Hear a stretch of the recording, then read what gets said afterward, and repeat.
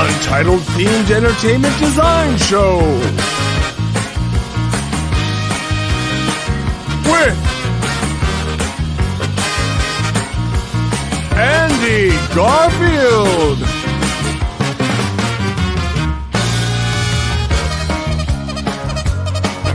and Patrick Kling.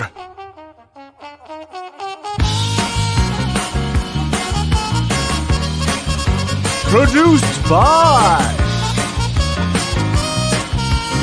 CJ Gohl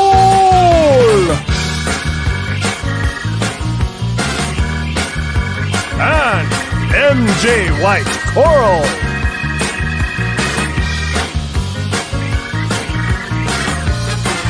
With special guest Cedric Nickles.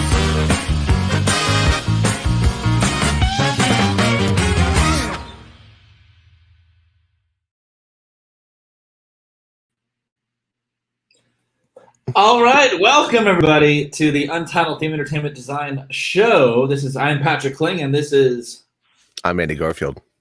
I don't know how to figure out a point. We have a great show tonight. I'm very excited. Andy, but before we get to today's show, how are you doing this week? How was your weekend? How was life? Good. Weekend was good. Yeah. Yeah. I mean, staying at home. Yeah, it's like there's nothing going on. I did do a social media break. So we had President's Day off, so I was able to go pretty much radio silent. Did a couple things today, but really very minimal. So I was able to disconnect a little bit, and I will say going social media is going away from it and not checking Facebook and Twitter. It's actually really nice. So I might be doing that more in the future, folks. So stay tuned to me disconnecting from social media. That might be what I'm going to be doing from here on out. We'll see. It's a challenge. I don't blame you at all. Yeah, I don't blame you at all. I mean, really, it is a tool. It's February 15th, 2021. We're halfway through Black History Month, which is very exciting. Lots of great episodes in the catalog already for this month. You can check them out on the YouTube channel. Like, subscribe, sign up for our newsletter, all that great stuff. We have today we have Cedric on, which is going to be fantastic. He's been a performer at Give Kids the World, Universal Studios, and also has very, very involved in the Orlando Strong movement. So we're really looking forward to talking about that. But later on this week, Friday, our show's own MJ White is going to be on Unsung Heroes, discussing their experience. So check that out Friday at noon Eastern and 9 a.m. Pacific. So that's a great show, great group. And so that's going to be also this week. And then next week, we'll see what happens. Who knows? I don't know what's going to happen next week on this show. Good. We'll figure it out. We should just leave it up to CJ and MJ, and they can just surprise us. Yeah, I think I'm going to have to do that. We'll see. I'm kidding. I have to make the title, so I have to know who it is. Yeah, no, it's gonna be great. And then you know what? Why don't we talk about March? Well, I forget if we talked about it yet, but March is Women's History Month, so we are in the planning stages of that, getting all sorts of shows lined up for that, and so that's also something that we're very excited about, to honor women voices in the industry and talk about topics that maybe not be usually discussed. So really happy to be able to have this platform to do that, and we couldn't do it without you. So all we can ask is you like, subscribe, share with anybody you think might be interested in. We appreciate you doing that. And theme park news, I don't know. Disneyland's still closed. Walt Disney World's open. It's no change, really. I mean, Yeah. The announcements of Knott's and Disney doing their food festivals again, or Disney's doing something at California Adventure, maybe. Yeah. But yeah. I mean, Knott's is starting their Boysenberry Festival again, I think, in just a couple weeks. I think Patrick's having some dog issues. All right. Well, why don't we just bring on our guest? Cedric, are you there? You there in the green room, I think? Can you hear me? Hi. There he is. How you doing, man? Good. And yourself? Good. I'm doing great. It's great to have you here. Thanks for coming on. Absolutely. Pleasure to be here. That intro was amazing. Oh, Yeah. thanks. Yeah, it's fun. Oh my god, I felt like late night TV show. What we were going for. It's Okay, different every great. month now. Great. I'm pretty sure that was the Roots playing. Andy creates all the music. It's really fantastic. What? Okay. Yeah. I didn't make that. That was something that I just We'll just bought. go with it. Okay. Good money. Fair enough. Well, I always feel like I say that you do all the music, but now I forsake. I mean, I do most of it, and if I don't make it from scratch, then I'm producing it some way or another. Fair enough. I will never say that you did it again because now I feel silly. But welcome to the show. We're really happy to have you on. We have a lot to talk about tonight. But first off, just thank you so much for being willing to come on and celebrating Black History Month with us, telling your stories, and sharing a little about yourself. So why don't we dive right in and talk about who you are and where you've been and where you are going. And I know we have a pretty robust program ready to go and a deck and all that. All right, where do I start? Hi, my name is Cedric Nickles. I've been on this earth for about 3 decades, loosely. I am a Florida native. I grew up in Jacksonville for a majority of life. Came to Orlando for college. I graduated without experience. Therefore, you need education and experience to get a job. So I found myself at Universal Studios Orlando. Universal got me to Give Kids, where I got to grow as an entertainer, and brought me to a whole tree of different branches of networking and avenues. And then we have the advocacy of the Orlando Strong movement, which is where I currently am. Not so much entertainment, but education side of things. And it's brought me to you guys. Well, there you go. Well, why don't we start from the Summary. beginning? Why don't we roll some tape we have in the presentation deck, and so we can get to know you a little bit. Absolutely. Who's your other favorite superhero? I was gonna say the Hulk, but you say you like blue, so I was like, maybe not. That's a whole lot of green. But he does have purple pants sometimes. Oh no, green. Okay, yeah. Cause yellow and blue make green. Yeah. And I said yellow, and you said blue, so that's how everything goes back together.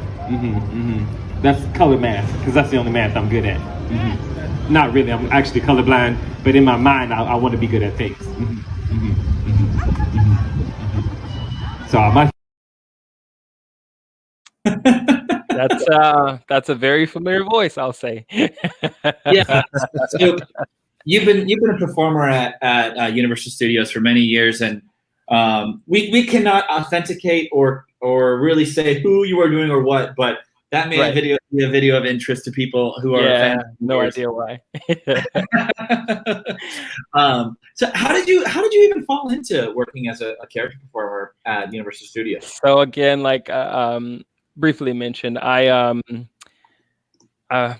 kudos to my mom. We were getting through college, and she was allowing me to be a full-time student, and so she was paying the rent, and graduated, got the paper, handed it over to her. It was hers. She deserved it. And so we definitely needed a job. So I, of course, like I said, didn't have the experience needed, but the piece of paper that said, hey, I could do this job. And it just wasn't, the interviews weren't hitting for me. And so, I find myself watching a lot of inspirational movies. And one of the biggest inspirations was The Pursuit of Happiness with Will Smith, where he basically worked his way up from the bottom of his company to, being the CEO, and just it turned around for him. So I was like, I am going to take Universal Orlando by storm. That is the entertainment entity. I didn't really think at the time that my ethnic accessories were going to allow me to work at Disney. So I didn't even try, but I was going to work in park services, janitorial, just to get in entry level, and then just hope that I was going to make the connections needed to get to where I needed to get to. At the time, I thought Universal NBC and Universal were the same entity, and so I thought through the theme park I was going to get into media side of things. I graduated with a digital media degree, multimedia design, Bachelor of Arts, and as I was looking for a janitorial position, costume character performer showed up, and I had very little experience putting costumes on. I think my second gig, well, hi mom, my second gig, my second gig was Elmo at my nephew's first birthday. My first gig, I auditioned for the University of Miami mascot Sebastian, the Ibis, and I'm horrible at basketball despite being 6'3". I really like Space Jam, like talent just swept away from me. And the audition process required us to do a layup in full costume with a basketball, and I flopped. And it was a fun time. It was like goals for sure, being a huge Miami fan. I was born there and aspired to go there, and I went there for a semester before transferring to Orlando, but didn't quite get it. So I was like, I think I have what it takes to be an animated performer instead of a janitor or park service employee. And so there were about 100 people at the audition. I was like, well, I'm just going to have fun because I have zero experience, and these people probably auditioned like 18 times,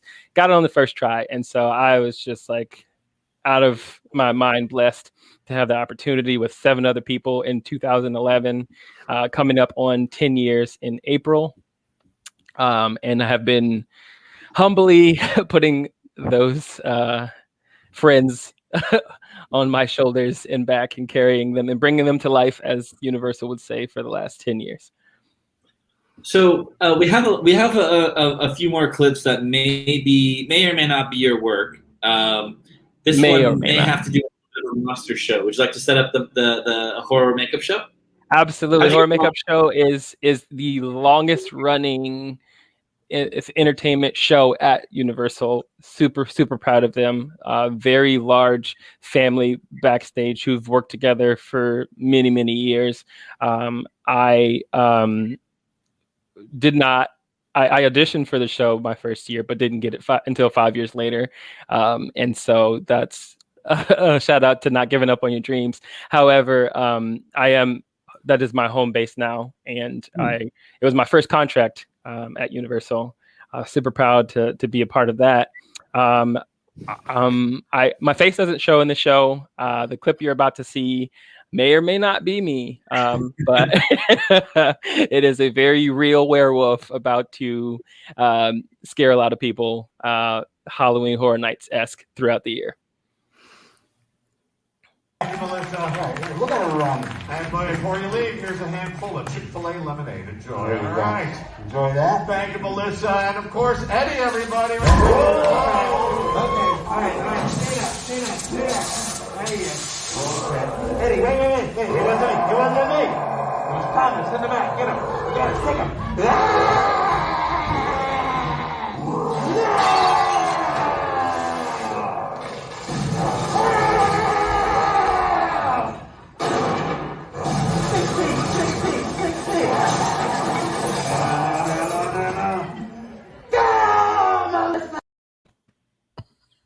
That's good.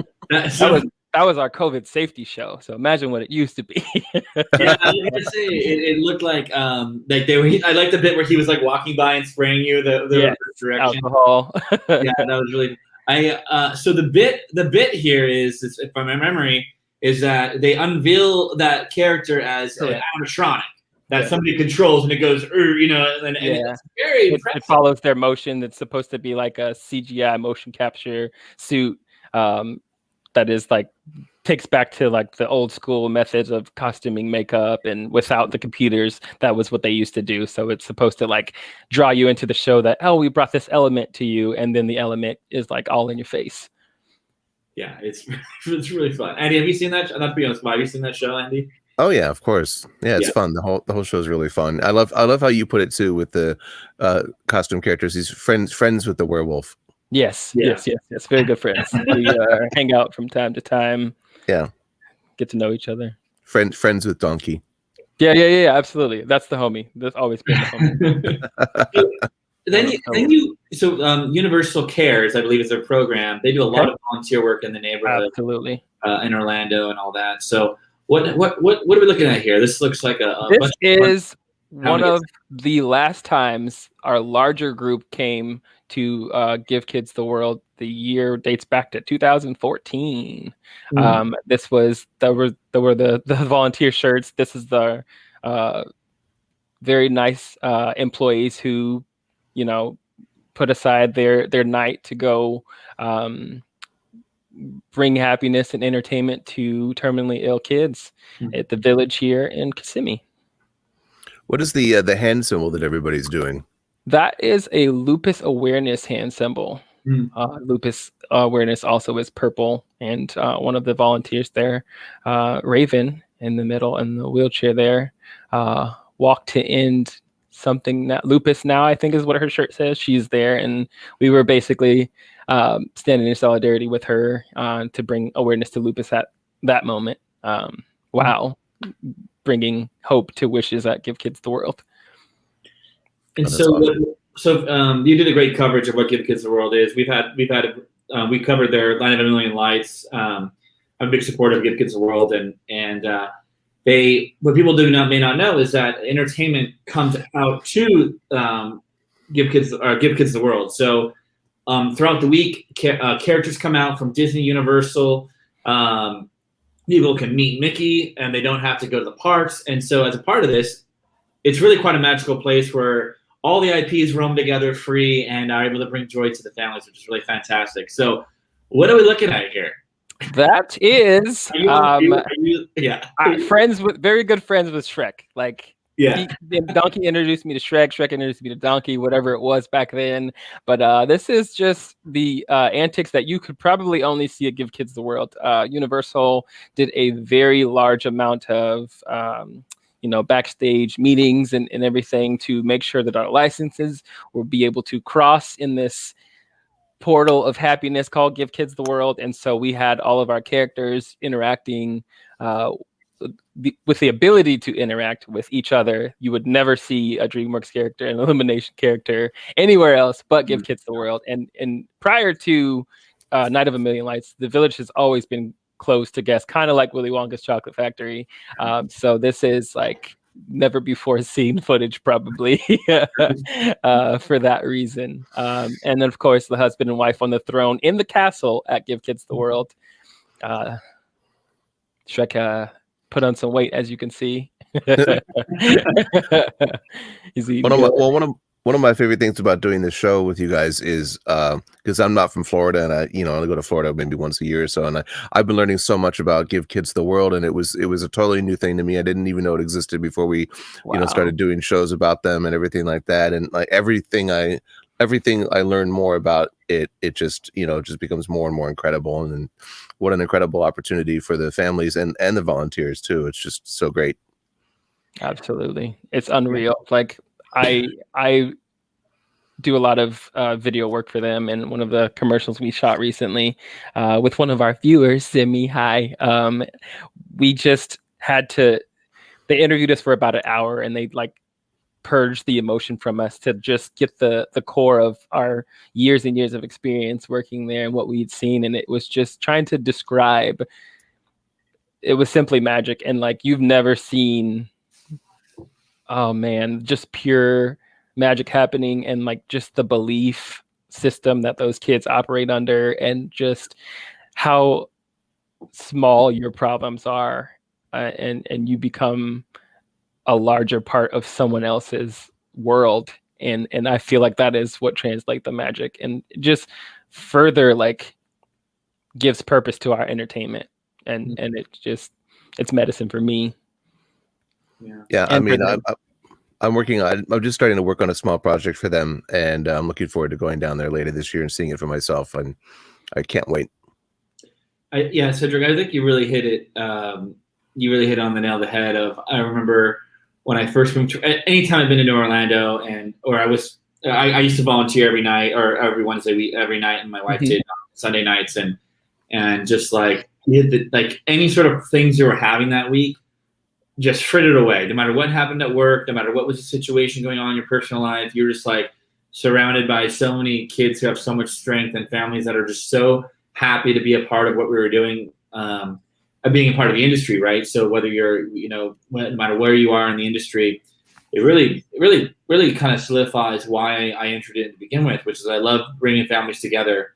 And so it was really quite fun. We posted the link, folks, to Give Kids the World in the chat feature. Go check them out. Not right now because we got to focus on what we're doing now. But after the show, check it out, donate, all that kind of good stuff. But Give Kids the World is really fantastic. And Give Kids the World is actually where I don't want to say met you because you were a celebrity. So I saw you and appreciated your work from afar. Out of part of the you met my friend. Yeah, I met your friend. Fair enough. So could you please tell us the origins of Captain Black? Never heard before, but on this platform, TETV.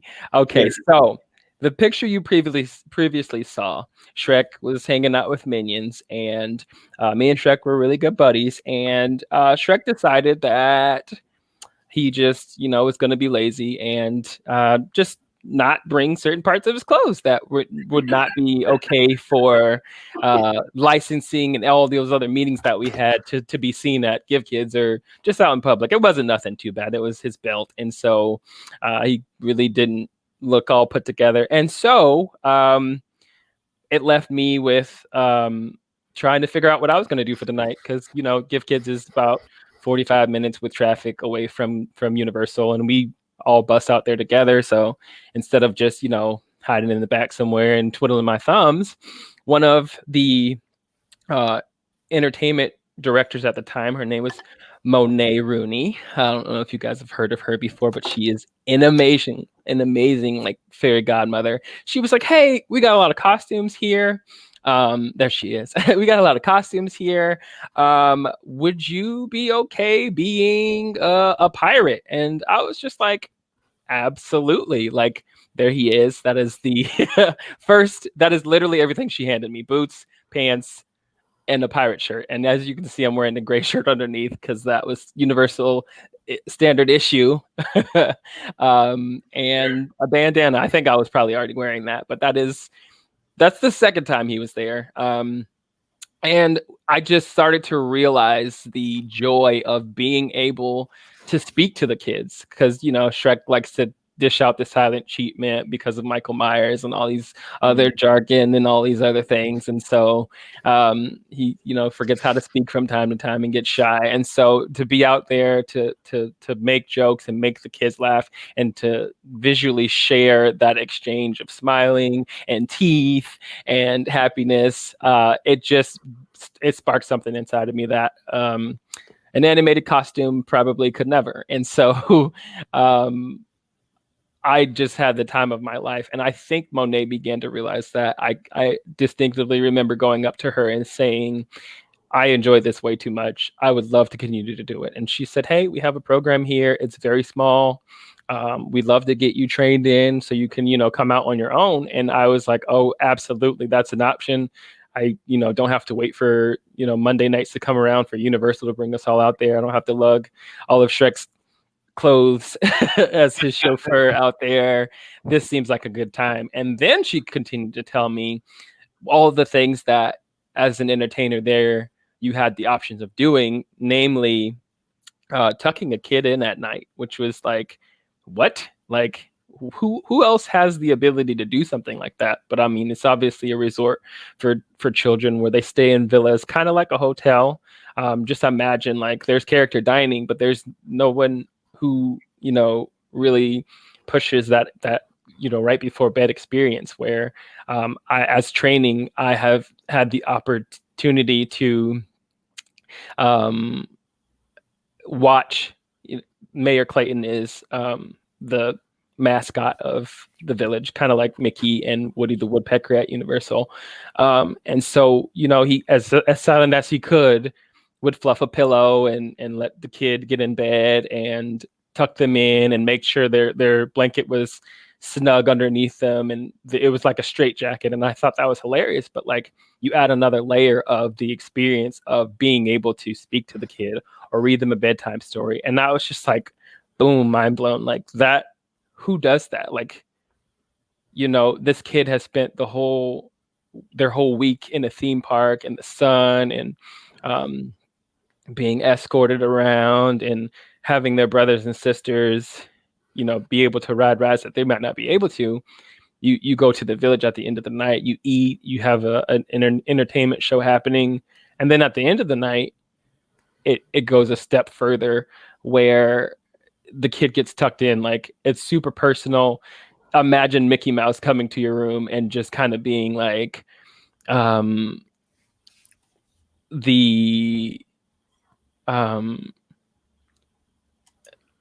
it's things you don't think of, but like, these things are happening. And like, the village is such a like Neverland that you don't know how to tell people about it other than an opportunity like this, or like word of mouth. Hey, this is why the village is awesome.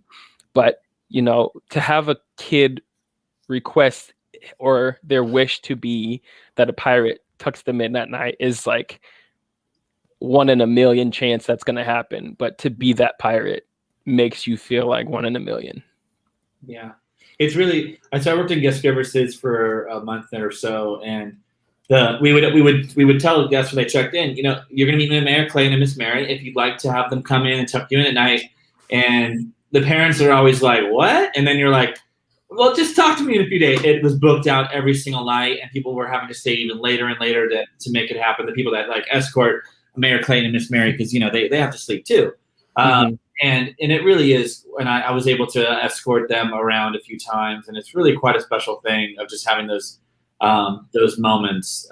Which is, by the way, you have a lot of fans, Cedric. I'm trying not to look at the comments. I'll read them later. I love you all so much. Yeah, the comments are on fire tonight. This is so awesome. So why don't we have a request for a story, but before we get to there, I'd love to we have a little bit of a Twitter or Facebook, pardon me, Facebook. And of course Monet's So been tagged. funny story. This is actually the story she was requesting that was already in the show, because I didn't even tell her that it was going to happen, but she feels like the people should know, and I would not do her diligence. Like, Monet is literally mad. Let's tell the story, and then we'll put that back up. Do you want to tell the story, and then we can put that up? Let's read it first, just so like, you know, that thing the movies do where they show you the ending and then they pan back to the story. Let's visualize, just so you guys can see the timestamp and the actuality of this stuff happening. Because even the next image, okay. Cedric Nickles is with Monet and Chris Pugh. Chris Pugh was the supportive pirate in the story where I was Captain Black and she was Daisy Jones. There was a wish that happened, but this says, today I still don't know. It was basically a full-blown pirate ship, fully immersed as a pirate, tied a princess to a mast and held a cannon on a leash like an attack dog towards her, while I watched my pirate counterpart, Daisy Jones, lose to a 4-year-old. They were sword dueling. It was just him, us, his family, and a few kids in a pool nearby. I can't make this stuff up, but I also can't visually prove it. This is the life I've waited 25 years to live. I'm so blessed. So, as you can put the time step on of how long ago that was, you probably can figure out how old I am. But you're younger than us. And that just like is the 1 in a million thing I'm talking about. Like, this was a wish from a child who had told Make-A-Wish that he wanted to rescue a princess from pirates and give kids. Their pool area has this huge, like 30-yard pirate ship facade. It's behind, in the top right, it's behind them. You can see the projector screen, but it just, oh man, I didn't even think, like, maybe you should get the picture of the senator. That's Captain Clayton, also a cousin of Mayor Clayton in the bottom right. Captain Black, who wasn't the captain, he became a captain that night.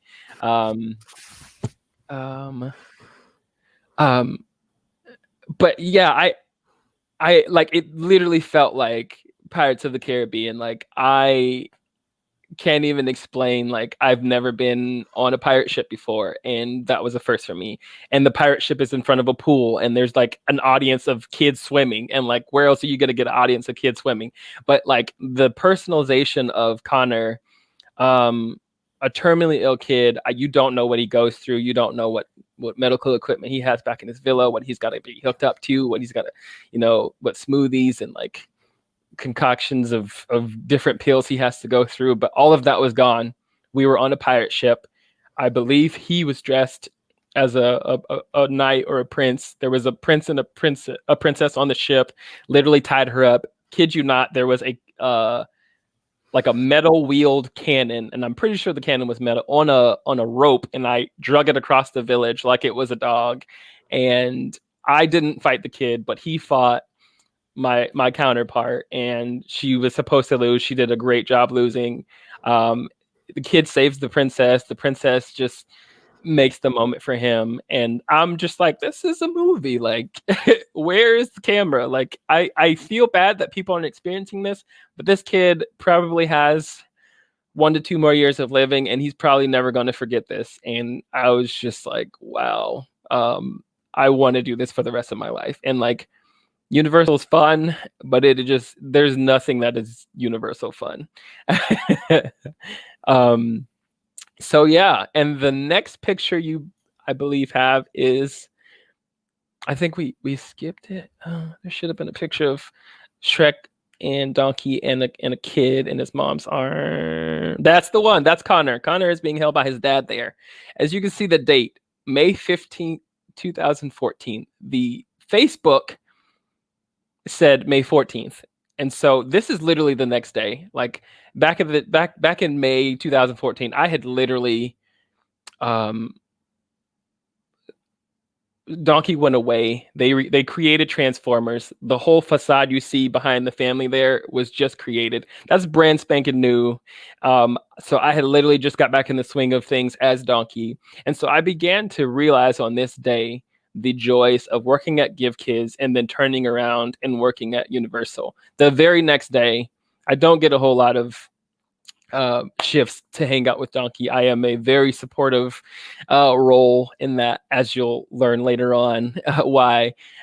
And so the odds of meeting Connor at Universal, we give them VIP treatment. So they skip the line, and back then there wasn't COVID, so the line would be about 20 people deep. And Connor rolls up with his family to the exit, comes up, and I'm looking at this kid. They're usually like, if they're from Give Kids, they have a button on, and so we see about 100 kids a night per party. And the odds of us running into each other in this ability, because again, Shrek is always going to give the silent treatment. Donkey has the option to retell a story, and to be able to tell this kid exactly. The kid is like shy, doesn't really talk to characters. He didn't really talk while the whole Wish for him was going on, but the exchange was mostly Donkey talking and his jaw just dropping, and just like, I can't believe Donkey knows a pirate captain who knows about my story already, and I'm just making this kid to be a legend. The whole line in the street is allowing to be a part of this movie that they didn't get to see, but he clearly got to see. And so we had this exchange that was the first exchange that would lead to so many more of, Friday night being the Pirate Princess party at the time, and then Saturday being usually when me and Donkey got to hang out. So I would get to retell a story, and like all of my coworkers knew that this is a thing that I began to do, so they would be able to ask them if they met Captain Black the previous night before. And so it just was like, oh man, like this is something you won't be able to stop doing for like ever. So where's Shrek looking in this photo? No, I'm just kidding. so again, we have a lot of friends, and so that Shrek is not my friend. Yeah. Can we go back to just make sure Donkey was looking at the right place? No, Donkey looks great. Okay. Donkey All right, justice for no, Shrek. Donkey's like Shrek goes through it. He's got 3 kids, a wife who's a transformer. Like, oh my god. Okay, let's just make that's Donkey's good post, by the way. Okay, Donkey was on it. Like, you know, what can you do? So Cedric, we have a photo of the pirate ship. I was googling feverishly. Oh my gosh, let's see it. Hold up, CJ. That's it. That's so cool. All right. So if you look at the bottom right of the picture, that is like 10% of the pool out there, where we have our mermaids. Yeah. So like, I can't even. Okay, you can see for scale that there is a rabbit. That's Captain Clayton, like a cutout. That's probably how tall I am. So that is how big those crates are. Like 2 of me side by side. Like I can't even the rails. There's probably 6 steps there, and that's probably also like 12 feet there. I can't even explain to you how big the ship is, but if you can just look at certain elements, that is the actual serendipity. That is Captain Clayton's ship, and so that's great. Yeah. So, so we have Wendy is giving you a shout out here. Let's, Wendy. I was lucky enough to accompany Captain Black Sparrow to a tuck-in one night. I had seen him at parties, but I lost my heart to my captain in the magical hour. He's love personified. And you don't know what it's like to come into a village with they already have a captain, and to tell them that your name is Captain Black, but you don't have to be their captain, and to just kind of like bamboozle crew members from that captain secretly. Like, I didn't know if I was the anti-hero or the villain they needed, but Mr. Steal Your Crew is who Captain Black Sparrow is. Yeah. So we have Once Upon a Village. I think it's changed a little over the years. No, it was Pirate Princess Party. In this picture, it's Once Upon a Village. I don't know if it's changed after that. Yeah. But yes, that is on the right is our Hearts of Reality event that they have every year, where they bring out celebrities from Survivor and a lot of the challenge reality shows. They come out and donate lots and lots of money. I did beat them the community of Orlando did beat them this year for fundraising somehow. One of the pictures you'll see later is me on a Zoom call with them, where they tried to compete but just couldn't stand up to Orlando. But that is one of the activities, Limbo, that we do during the pirate part of the party. And as you can see, Captain Black has a lot of princess friends. Well, you have an entire crew, right? On the next slide, absolutely. You upgraded to being a captain. So I mean, Mr. Steal Your Crew is, who he is, and that is on the right, the greatest people in the world to ever exist. They are all over the world at this point, but in that moment, we religiously volunteered every Friday night and just poured everything we had, all of the sweat, as all of those people can attest to from me. That was a very hot jacket. That's one of my cooler ones. But the lovely photographer, Zamela Samuel, took this with her very expensive camera phone. This picture on the left at a Ren fair that we quite frequently frequent, as she works there now, working with mermaids. It's quite the time. So what was it like bringing the first mermaid to the village? I believe we might have a footage. Absolutely, a friend, Caroline Simmel. So at the time, it was just Pirate Princess, and you have an idea and you kind of just put it in a box, and you always want more, and those kids always deserve more. So like, what other entities? What else could kids be? And I feel like at the time, 2014, 15, mermaids were a hot thing on the scene. I don't know if their appearance in Pirates of the Caribbean movies just kind of, made that come to life. But we started to see a lot more of them, and the mermaid game is just like taken off since then. And I frequent on Instagram every mermaid video I could find. Like, as a pirate, the sea just draws you, and that's the reason. Like, you just got to find the pretty things in life. And this clip is our first mermaid. SeaWorld donated a very large animatronic prop, and this is Captain Black and Captain Long John Gold, the apprentice and the master, showing the world, and Wilhelmina, one of my pirate crew in the back there, showing the world the magic of mermaids and introducing the Once Upon a Village party.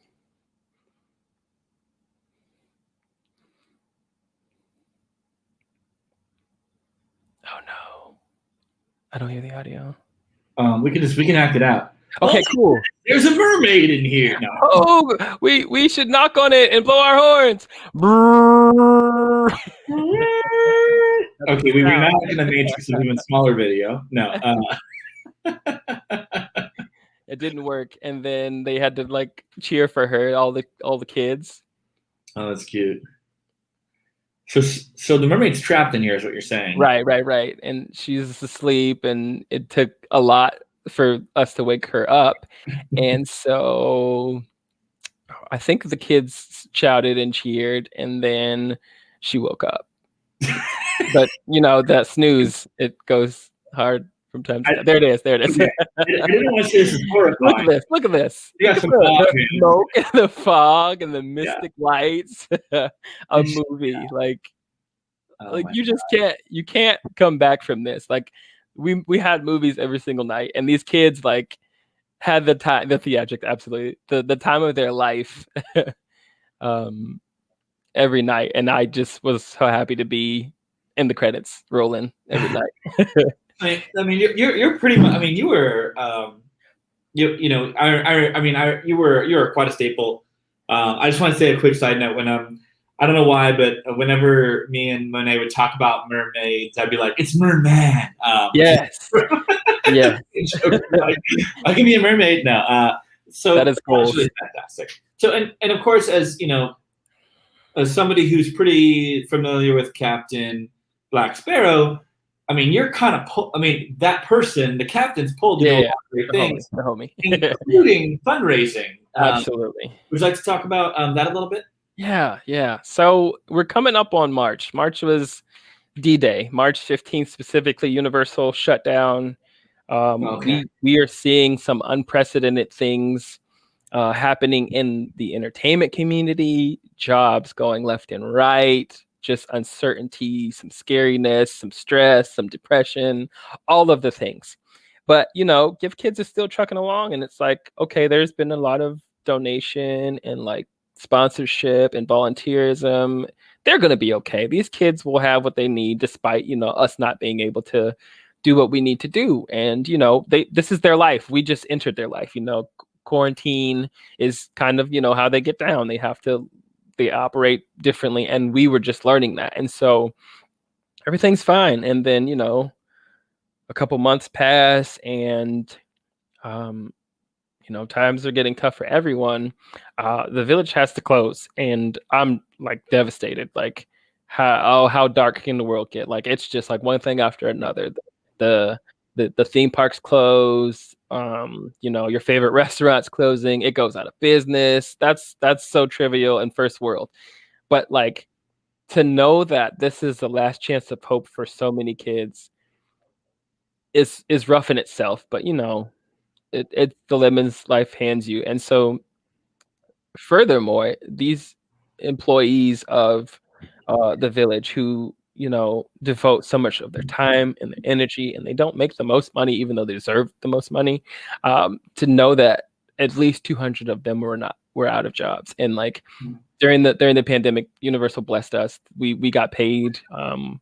Only a percentage of us were furloughed, and like we were still accounted for, and like one of the first to open back up, and to see companies still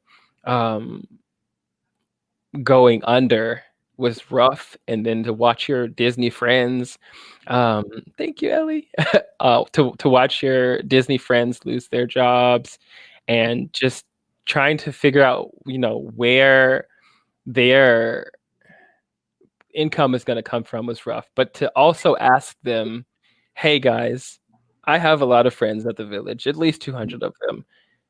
If you have, can you give to these people?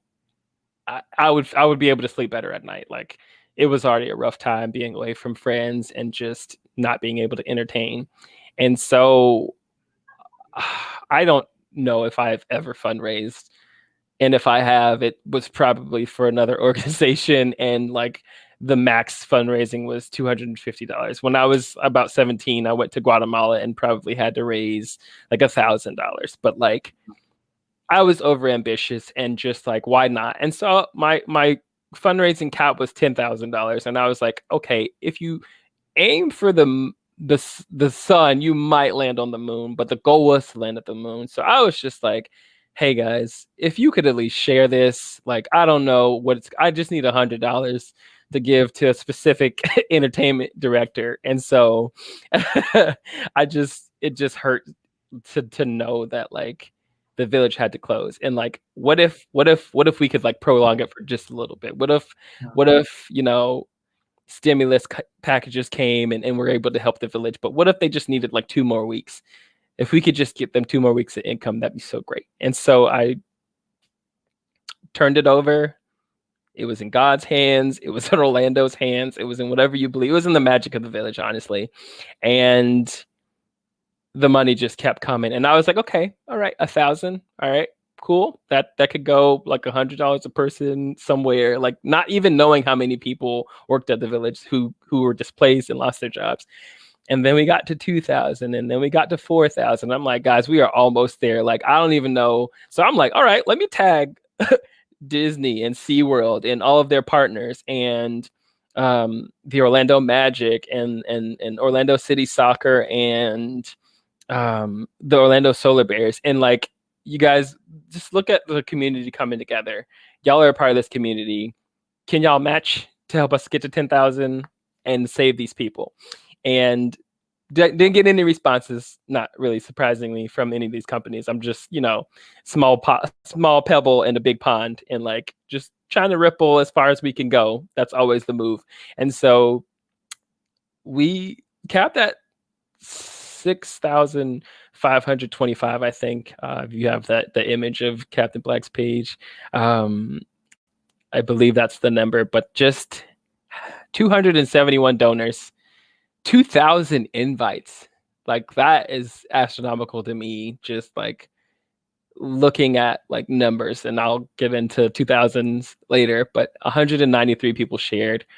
And I look at the blue line. Like, that's how close we were to 10,000, and like $6,000 is a lot of money. So I was like, okay, these employees are great. They'll have money to do whatever they need to get back rehired, to sustain for a little bit. It's just 6,000. I don't know income wise what what that'll do for them. So then I get a message from Steve, I think his name's Amos, something like that, at finance at Give Kids the World. And he's like, hey man, thank you so much for what you've done for the village. This is like record-breaking fundraiser. And I was like, what? No way. You guys are the village. Like, I'm just one person with the community behind me. And he was like, hey man, unfortunately, the way these nonprofits work, we're not allowed to give donor money to our employees. And I was like, devastated. I was like, okay, well, what can you do with it?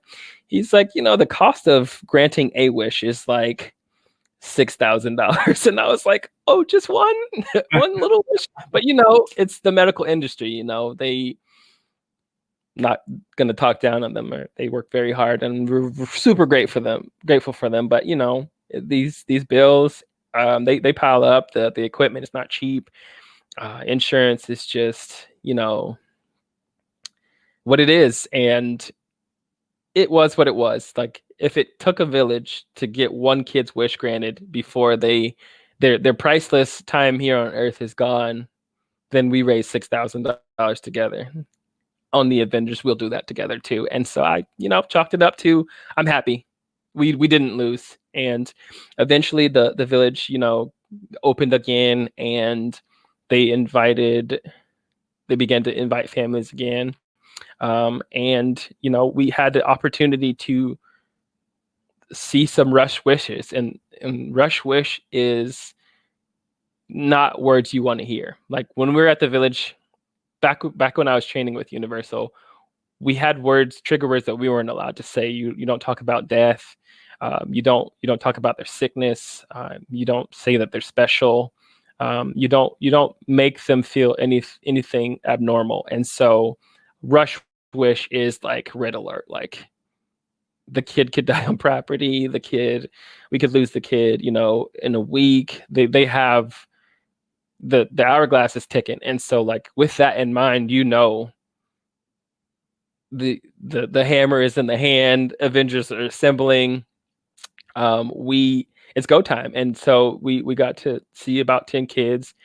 And in the back of my mind, I just had Orlando on my back. Like one of these kids were able to be here before they passed. I'm not going to cry. And so we did that. And so that was a little happy ending in the very still troubling time that we're in with this pandemic. Mm-hmm. And then Night of a Million Lights happened, and we knocked it out of the park with village recognition and like just an amazing event. Nothing I'd never seen like that before. Osborne Spectacle of Lights is cool and all, but when you do it for terminally ill kids, like I am floored with the community coming out to set that up and how many days they ran for. I was ready to throw my money at it. I'm not a fan of like exercise and walking. It's a very long walk around the village, but it was very pretty. And so I'm so proud of that village. It's a little village that could for me, but yeah. So Cedric, I want to touch on something because, you mentioned the Rush wish. Probably like one of them, the most real it gets at Give Kids the World, because, as someone who's volunteered there a lot, when I talked to it with people and colleagues, they say, it would be too sad to go there. And Give Kids the World is not a sad place. It really is not. It's a place. It's a place of joy. It's a place of just seeing kids persevere beyond your wild imaginations and bringing perspective to you. I have volunteered there hundreds of hours at this point, and I've been touched, I've been inspired. I've yet to feel like it's a sad place, because these kids are so resilient, and the parents are the ones that are doing the best they can, and it's I don't want people thinking that this is a sad place. It is a place of joy that kids want to meet Woody Woodpecker or Shrek or Donkey or Mickey Mouse or Goofy or Shamu or whatever they want. It's really quite a joyful experience for them. Yeah. All you feel when you're there is gratitude, love, because they're having the best week of their lives. Like, I would check people in, and it's basically a 2-bedroom condo apartment type deal, and they're so thankful, and you hear these stories of like, this is bigger than our home, or this is amazing, like, and the gratitude and love is over the moon, and it's really quite remarkable. So I just wanted to add that. No, absolutely, man. I've got chills, because you're so right, man. Like, I've worked in theme park for 10 years, and you meet the shy kids, and our group goes to the science center, and those kids there, their social openness is so different, and like, it's so much harder to entertain for them. It's so much harder to get them to understand your jokes and get the laughs and the smiles. And like, even in today, like you have families of these kids who don't want to wear their mask properly in a theme park, and just take for granted like the humanity in entertainment and all these other things. And then you go to the village, and I will say one of the most fun things is to see a parent of a child who the parent is not going to outlive their child, and they have that dread on them. Here I go. I'm not gonna cry. I don't even have kids. What are you doing? To know that you just see it on them, and to make them laugh, to get the thank you and the gratitude is it's really hard to look them in their face and take their pain away through laughter and all that other stuff. And you forget I forget my troubles every week. Just got to make it till Friday. Just got to make it till Friday. These guests, they try my character attendant. Just got to make it till Friday. A lot of times I'm not allowed to say anything. My friend Donkey is a little sassy, so he'll get back on you if you try it. But it's so crazy, and like to not be able to have that outlet now, especially during a pandemic where there's so much privilege for guests who pay our paychecks and think they can come in and do whatever they want to do. It's just like the world is not all darkness. It's not all hatred and all these other bad things that seem to outweigh. There is some treasure. It's at that village, and it's unfortunate that you just can't bust the village open and let it be normal outside. It's like WandaVision in black and white. It's no plug. WandaVision conspiracy theories. Cedric, I want to just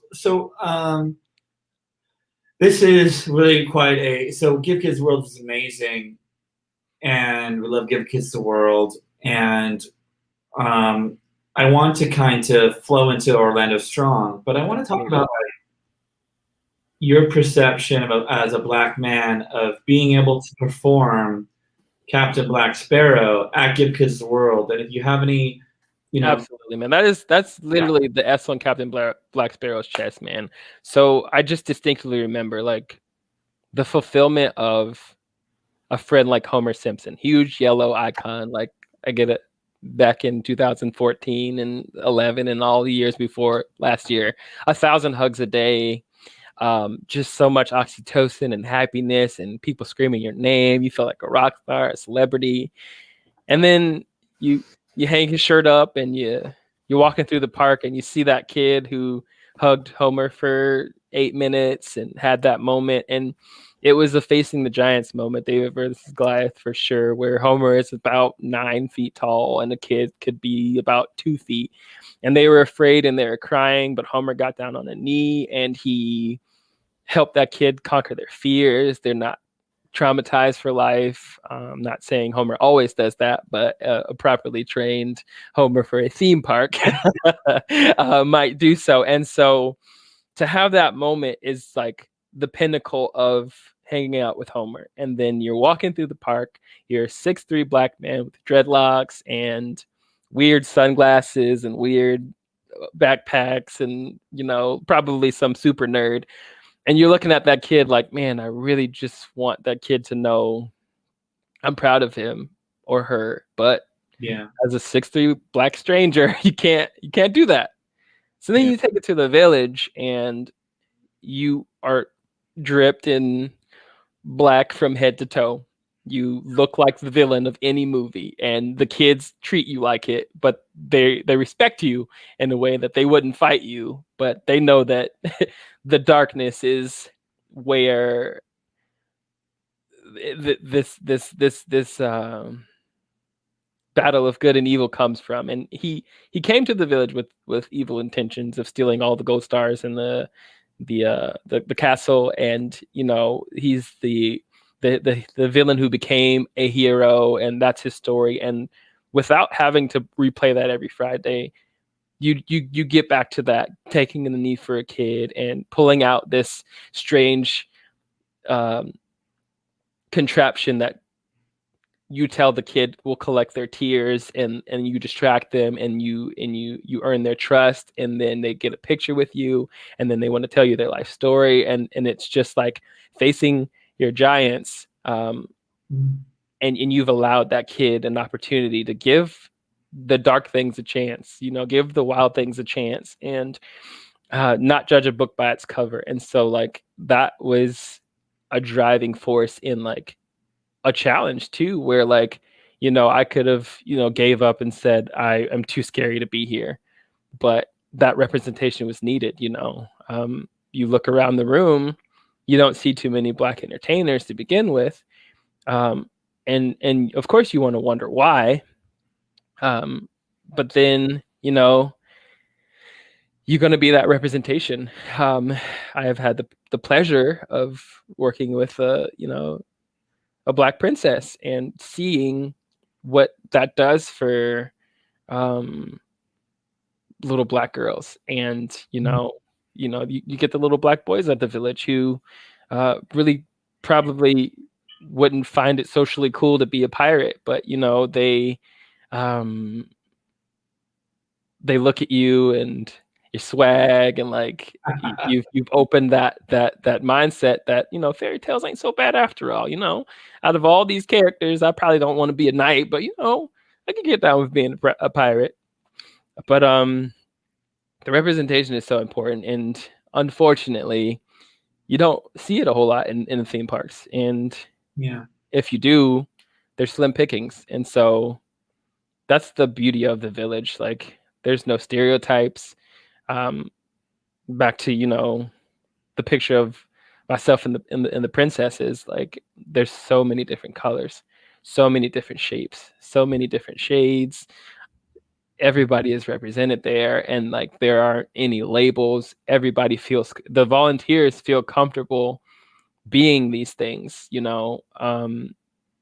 Mermaids who probably have body dysmorphia, but don't feel like they're being looked at like that, and you can see the confidence on them, and just to see like them just volunteers, like they probably auditioned for Disney 20 times and never thought they were good enough, but just to see them come alive, and you get to see that every single week and it's the behind the scenes that the kids will never see, but you get to see these people grow. And the people in that picture to the right are all of those people. Like none of those people work at Universal.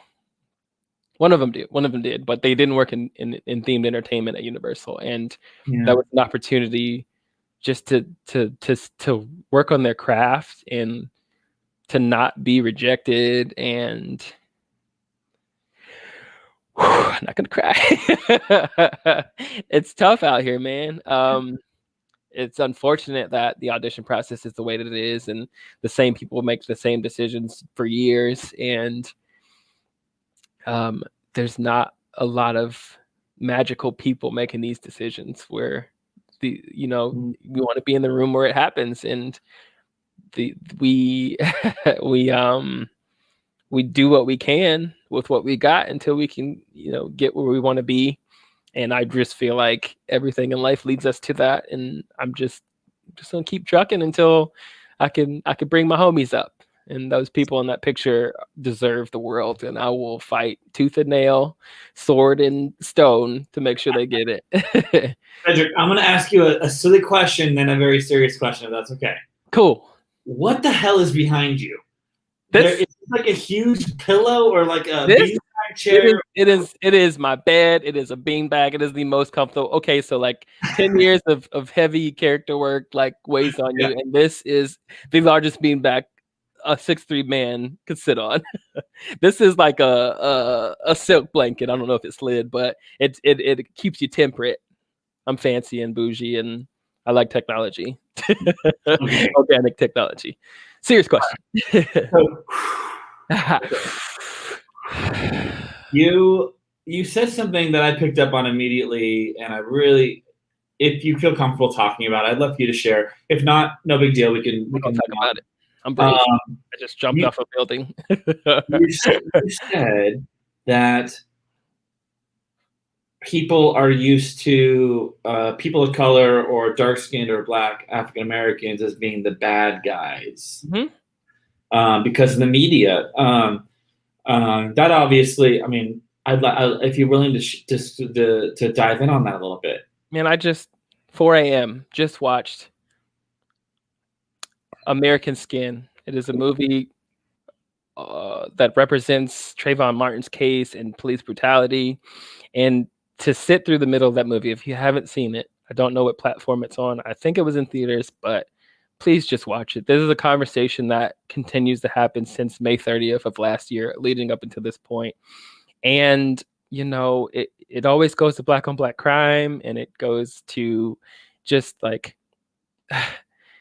an oppressed people feeling like every time we, you know, try to fight for justice, people tell us we don't deserve it. And so what the correlation that they used was, it's in our music, it's in our culture, and whites appropriate the culture. They pay for their kids are listening to it, they're paying for it. It is what makes them famous in our culture. And so to a black kid, they're looking at that is the only outlet we have to be successful. If the world glorifies it, that's the goal. And so these rappers, the beats are really nice and the words are like poison at times, but they're only allowed to speak from the experience that they can. And so it comes out, the album comes out, and it's a hit on the radio, and it's super catchy, and like anybody singing it probably isn't about that life to do those things, but you know, that is the image that, you know, it's what being cool is. And so, you know, on the black side of things, it's what is success. On the white side of things, it's what's cool. And so then when you live that life as a black person, you are stereotyped into being that thing, to look like somebody like me that you see, you know, I'm a Lil Wayne or a 2 Chainz, something like somebody with dreads, you know. I drive a Dodge Charger. It is stereotyped as a drug car. I've been pulled over many times. And in the movie, a father and a son were driving in a prestigious neighborhood. The father was in the military. He could afford to get his son into a private school, but that meant that all of his private school friends were well off, and so the son was at a sleepover, and so the dad went to go pick the son up. It was, you know, after midnight, and the police pulled him over for racial profiling. I don't want to give the whole movie away, but I definitely recommend you watch it. And that is the black experience, where we don't belong in those neighborhoods.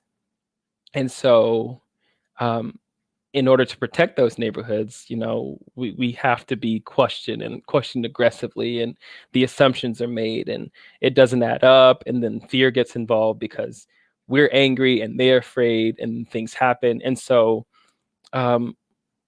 it makes you feel like you're pushed into a certain side of the box, where the only way out is to do illegal things or bad things. And so for the longest time, because of the oppression of our people,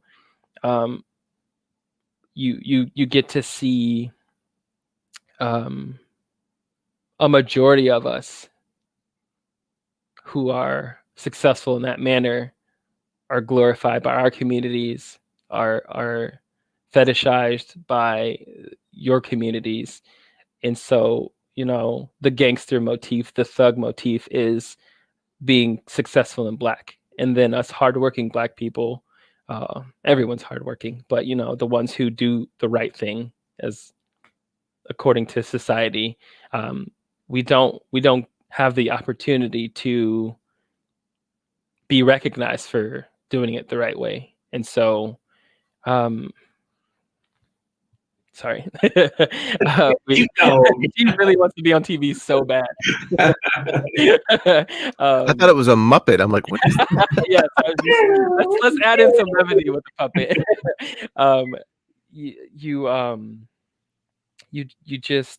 it's the systematic telling of Black history only in February. It's the slavery being the only part of Black history that you get to see. It's none of the inventors that created so many things that were the wheels behind so much of our civilization. They're not thugs, so don't let people know that this is what the Black kings and queens have to offer. And so we've been hidden for so long. And so, anybody who has a position of power or an influence that could change that narrative is assassinated or made to look like a thug or all these other things that we want to be recognized for are pushed into the darkness. And so in that anger, which is a lot of what you see May 30th and beyond 2020 until now with the Black Lives Matter movement, is that anger again of just being pushed into that side of the box and so tired of the 400 years of our ancestors fighting and trying to be so much more and letting the world know that we matter to ourselves, we need to matter to you, and we demand equality is where the anger comes from, like the frustration, the insanity of doing the same thing over and over and getting the same results, allowing history to repeat itself. That is the visage, and we cannot help that you're going to look at our anger, our protest, our kneeling during the national anthem as disrespectful to you because we have felt disrespected for so long that the philosophy of two wrongs making a right it doesn't matter to us anymore. And a lot of these movies, American Skin, One Night in Miami, Malcolm X Story, and Judas and the Black Messiah, the story of the Black Panthers, they're finally coming to light because of the movement, and I'm here for it. I'm absolutely here for it. So Cedric, I'm gonna set the table a little bit about leading up to the next part of your story that we wanted to talk about. Take a breather, drink a Coke, drink a water, or whatever it is you need. Unfortunately, we're not going into less serious stuff, but in June 12, 2016, a crazy person, that's the only way I can describe them, walked into a nightclub in Orlando and murdered 49 people. Yep. And it was, God, it's so hard to talk about. I mean, I've already broken out on the air crying ETV previously about this senseless violence, and our town rallied around love and acceptance and doing better, and the outpouring of love around the world was really incredible across the industry because while at the moment, when it happened, we thought this was an LGBTQ plus kind of like a hate crime. It turned out just completely random. That is the truth. It was just totally random, but the world came around us and supported that community, which is so important. And and really, that community is so ingrained in themed entertainment, themed experience. We've tried to heal, and we've come a long way, and it's been it's really challenging living in America, not knowing where you go and who's gonna do whatever with a gun, and it's really challenging. Yeah. However, I will say that there are people who roam the streets every day worried about being gunned down by police officers and or being murdered by police officers, and that has been displayed so clearly by the what happened this summer, and which was categorized as I would say a huge surge in the Black Lives Matter movement. And nobody should be. It's a complicated issue. Yeah. And I believe, and I can only speak for my fellow self, that being as honest as possible about it is the only way that we're going to progress as a people and talking about it. Absolutely. And yeah, I don't, and Cedric, I didn't tell you all this stuff in the pre-meeting, but I very much believe that, you and I have different experiences going through life, 100%, based on the color of our skin.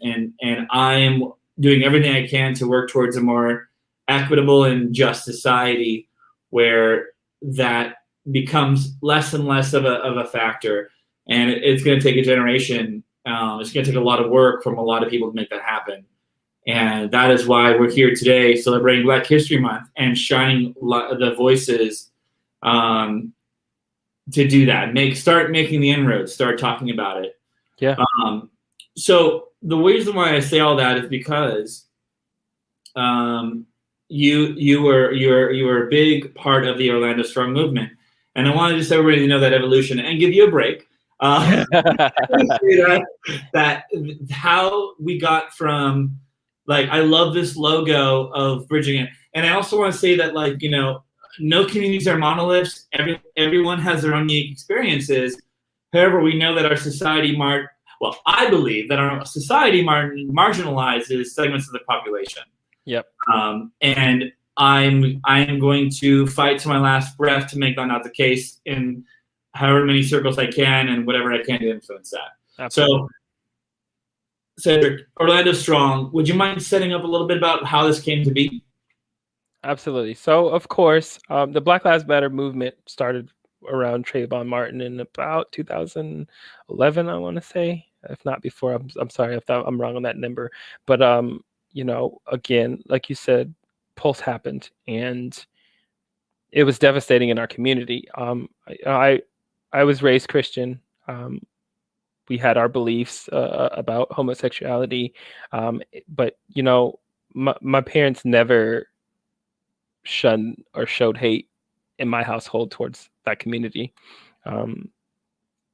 It was a gray area as far as understanding for me for a long time, but transitioning from University of Miami to Orlando, this community is so open, and we have the pride in that community here that everywhere you go, the law of networking and somebody you meet, like 1 in 10 people, are not straight. And so I began to quickly, in my schooling and working at Universal, to befriend so many unique and just loving members of the LGBT plus community, and began to quickly realize that, the God I serve loves them no more, no less than he loves me. And that's all that mattered.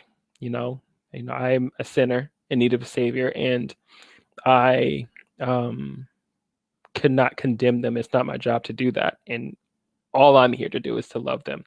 And at the time of Pulse, I was a children's pastor. I was on my pulpit preaching to my kid. I was preparing my sermon for the day, and I got a text message from somebody watching. They asked me, was I okay? And I had been to Pulse with friends before. I like to just be open to see and try to understand as much as possible. I will never understand the LGBT plus mindset, and therefore I could never judge. And so, I had been there. We had fun, and that was the end of it. I went one time, and so because of that, people knew that I had been there before. But during the night of the shooting, you do that Mark Safe thing where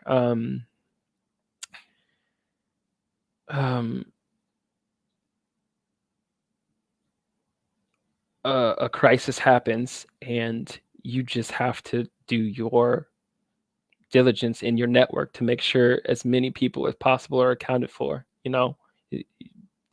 This community, you are their family. Their parents have shunned them.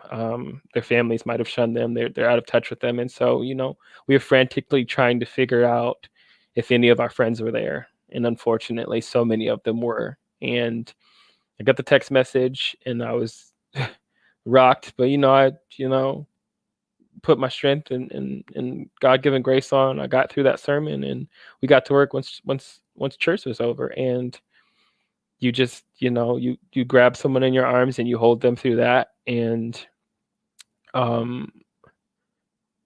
we went to the funerals and you got to meet the families and just try to piece together what happened and how hateful something could happen. And it's so crazy to see the Black Lives Matter movement happen and to see the hatred in the world and be able to be unattached from it or unaffected by it when it doesn't happen to you. But then for it to happen to you, everything changes. You get radical. You want to make sure it never happens again. You want to do everything that you can to protect those you love. You just get in the superhero mode. And so I just distinctively remember there were a lot of Facebook groups around the time in activism reporting that certain Christian entities were protesting funerals, disrupting the peace of these families who were grieving because they didn't believe that their loved ones should be buried in their churches. And I had it with Christianity, and I was angry and confused, and like that was too much for me. That was literally the opposite of love. And so the Westboro Baptist Church was reported to be protesting in an area not too far from me. And I am a cosplayer, and so there was the creation of these things called angel wings, where you got some PVC pipe and some sheets and you went to protest and you blocked the church from the opposing protesters so the families could be able to grieve in public or in peace, I guess. And so I remember showing up to as many as I could. I would start to see the Orlando Strong signia on things, and I just remember being in the crowd. The community of Universal were out there and didn't have the means of getting these angel wings, but I made a sign as big as I could. It was recommended that you bring signs to create kind of a wall. We were on a hill. The parking lot of the church was behind us, and across the street was about 6 to 8 members of this Westboro Baptist Church. And I was expecting it to be like what you see in the movies, where there were multiple hundreds of people protesting, and what you usually see during a pride protest, where you see those nasty signs and hear them shouting and saying things. And I just wanted to be that Christian that portrayed Christ and went out there for hours. And there was rumors that more were coming, but they didn't show up. But the thought of them being there, we were definitely prepared to allow those families to grieve the way they wanted to. They were my friends too. And I just really wanted the world to know that we are Romans 12:2 in this world, but not of this world. That idea is not of this world. And so Jesus, what would he do? Is the sentence I often weigh all of my decisions by. And I feel like he would be on the side of, the downtrodden and the sinners, as they like to make them out to be. We're all sinners. And so I stood there in solidarity with them and have ever since. And I felt community again, with George Floyd and Breonna Taylor and Ahmaud Arbery once the movement started. And it grew into May 30th, when I created that branch of Orlando Strong for the Black Lives Matter movement. I remember seeing the angel wings that you were talking about on TV when they had all the funerals for the Pulse shooting and all that. And I was like, man, that's such a great idea and such a a comfort knowing that, you know, they were going to have that shield from those cowardly protesters, because really in the end they're all cowards. Like you said, Absolutely. like, you thought more were going to show up, but they didn't, because they're just cowards. Yep. All right. Well, I've been crying over here in the crying in the club. So we, you know, I will just say that I really appreciate you having the courage to do that, and because it was a really tough time for us in Orlando. You know, nobody would know what to do, and the fact that you were willing to do that is really quite a strong testament to who you are, and completely on brand as well. And so now, like you said, we flash forward to horrendous things that happened. You know, a man was murdered, you know, by police officers, you know, 8 minutes and however many seconds, had a knee on their neck. A woman who was in bed, murdered. I mean, unequivocally, this is wrong. It needs to stop. We need to talk about this, have the conversation. And in no way, shape, or form am I ever going to dictate how people should protest, because the peaceful protests, we saw it. Was there. Kaepernick took a knee. Yep. Out of respect. And blackballed from the industry. And now, you know, you can go watch NFL and they have all these little fanciful statements, and it's all been commoditized now.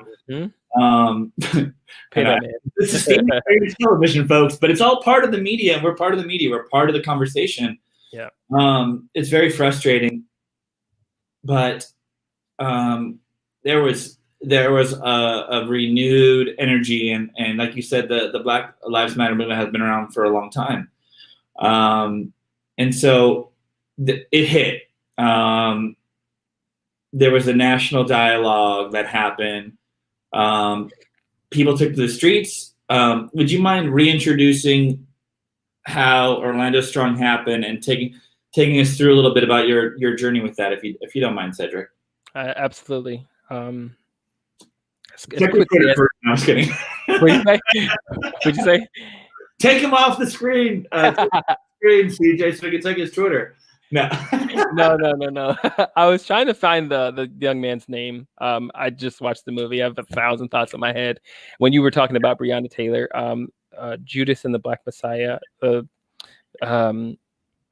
Chicago chapter of the Black Panther Party. What is his name? I can't find it at the moment, but Fred Hampton. He died the same way Breonna Taylor did, and it's so insane to me that they assassinated him for, you know, just they felt he was too radical or whatever it was, and they, you know, tried to frame him. But we're just learning together, so the image you just put up was May 30th. It's the first. This is May 19th, literally the night before. I didn't sleep. I just got an airbrush kit. I was practicing and thought, you know, why go out there and just yell and scream and hold up a sign? Why don't we take something away from this? And you know, the overall message was, Black people don't know how to organize things. I don't remember where I heard it or where I saw it, but I wanted to make sure that no matter what, this was the first protest in our city, we would walk away with a beginning means of communication. And if we weren't all getting together to organize things, we would at least start. You know, this isn't... For me, it was new to me, but there are people out there who it's not new to. You know, there's been work in our community for years. Let Your Voice Be Heard is an organization that's been out here doing amazing work. It's has been scrutinized by the Orlando Police Department roughly like as if they were Black Panthers this previous year. But we wanted to definitely drive the allyship where, what was screamed that day so profoundly by one of the young men that I went out there with was, this is our fight, but this is your fight too. And we can't steamroll through this problem just, Black Lives Matter being the end all be all. There are so many other issues, but the most prevalent one right now is Black lives being slaughtered without justice, and without repercussions. And so the organizer posted on Facebook that they will be meeting at Pulse around noon on this day, May 30th. But there would be a police escort for the protest, and the community thought we're protesting against the police. That was counterproductive. So the second protest organization was going to be without police escort at Lake Eola. And so this was the one that people were more comfortable with. And we got out there, and I expected an image you'll see later on, thousands and thousands of people to be in the streets, and you couldn't find anybody. So myself, my roommate, and two other African-American young lady and an African-American young man who I had been friends with for a while through Universal, taken under my wing. They were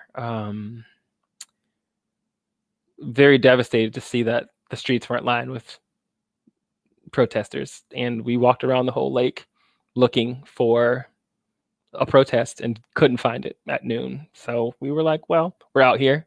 Let's just hope we got the wrong place. Maybe we'll walk over to Pulse and see what it's looking like over there. But when we rounded the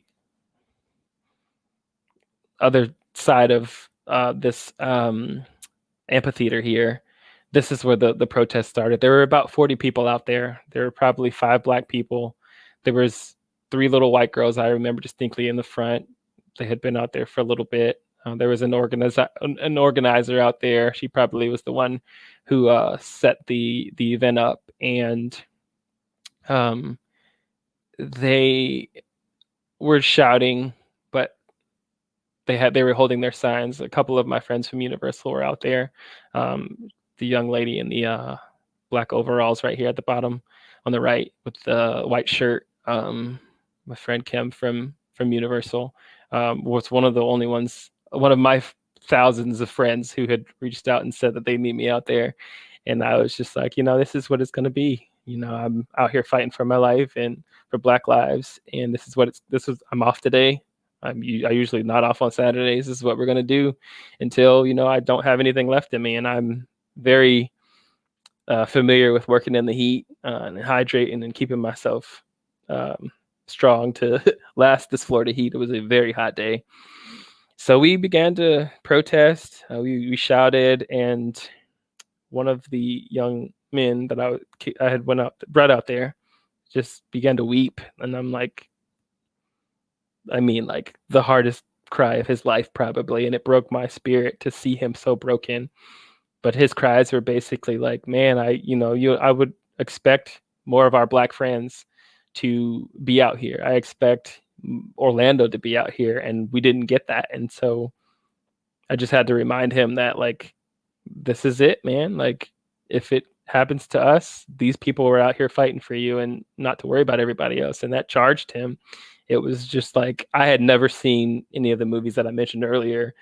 I'd seen Martin Luther King speeches, and you see black and white photos of, what he went through and what you thought you would have to go through in times like this and other places.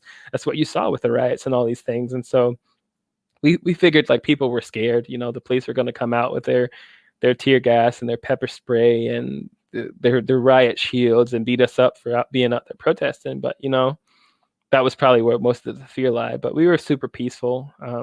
the organizer decided that we were going to take a lap and walk around the lake and chant. And it felt a little awkward at first. It just felt like a field trip, a group of 30 people, some kids out here throwing a temper tantrum and probably not being taken seriously. But once we made our lap, we began to see people with signs come up, and they stayed. And at that point, we had probably been there for like an hour, and we were getting tired. I had water prepared in my car in the garage that was probably about a mile away, but they were starting to get beat from the sun, and they were starting to turn purple. But one of the major things that I noticed was whenever the few black people that were there would start to get tired, the white allies would shout for them, and it was amplifying their voices, and it was so much louder. And that moved me. I remember at one point I got pretty radical. I had this like Wakandan like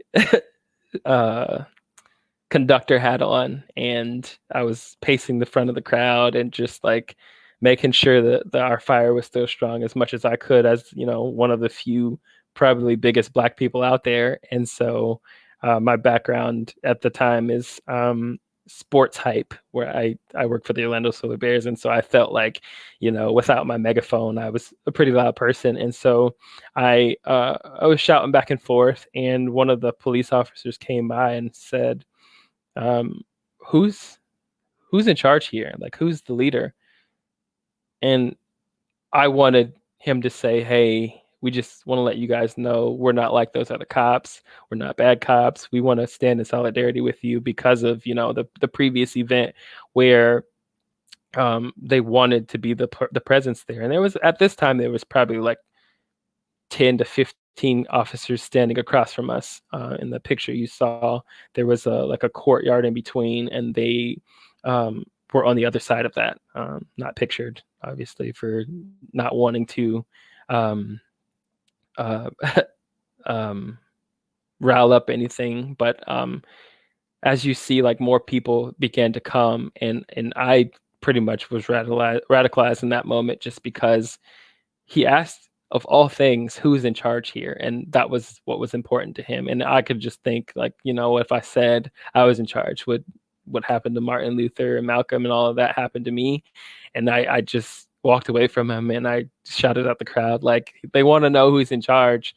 Let's show them who's in charge. We're all in charge. And then everybody just kind of like Snaps. Yeah, everybody just kind of got louder, and like I was a different person from that moment forward. And it wasn't us versus the police, but it definitely wasn't us with the police, and it began to feel like that. And so we protested for another hour, and then people started to sit down and like get tired. And I was like, Jesus spoke, and he said 5 loaves and 2 fish. And I was like, I have water in the car for these people. It's been sitting on ice, and these people need it right now. They're red and purple in the face, and like I need the fire to stay strong. So I ran to my car, didn't tell anybody I was going.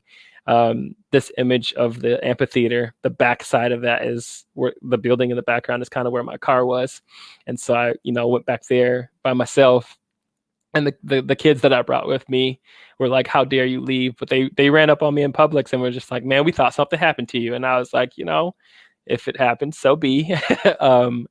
But thank y'all he was like, when you left, the police on bikes started after you. And I was just like, wow, that was surprisingly legendary. But like, I'm glad nothing happened. But we came back, we set the waters down, and we got to going in the crowd. Mind you, this is a month after, COVID broke out. And so I wasn't expecting anybody to take water from me. This camera sitting right here was definitely in everyone's faces as soon as they took their masks off, to make us seem like we weren't wearing masks and we were the problem. And we were just reckless. But I would walk around the crowd and tell them to pull their masks back up, give them some water. We came out there with I've always been sanitary, so we came out there with alcohol spray, and we were spraying the waters and all this other stuff, like being super performative, but at the same time making sure that we weren't the reason that this thing was spreading. And surprisingly, the records show that no spike in cases happened during any of our protests. And so I set the waters down, and I swear all of my friends from Universal showed up with water, and 2 cases of water. And then the third one that I went into Publix to bring turned into like 8. And then the crowd was like hydrated. And I just knew if Orlando Strong was nothing, we were going to be the energy of the crowd. We were going to, bring MJ. Oh, I'm so proud of her. I hope in her episode she talks about what she did. That was when my mom got to meet her, and like I just remember she took donations and bought coolers, and that's just the image that, even though it was kind of short-lived with the protests here, that we wanted to portray. And so I went home that day exhausted.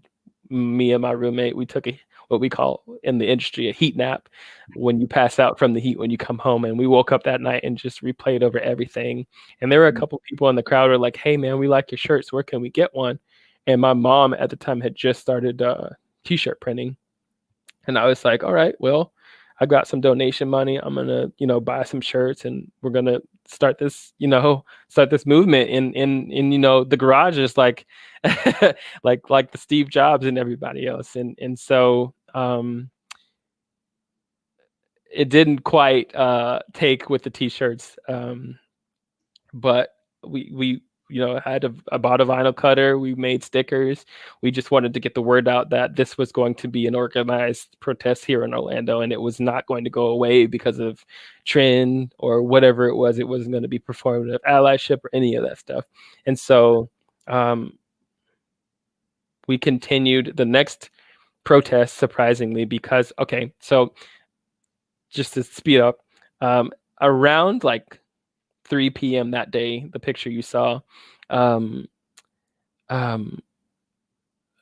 Pulse protest still happened.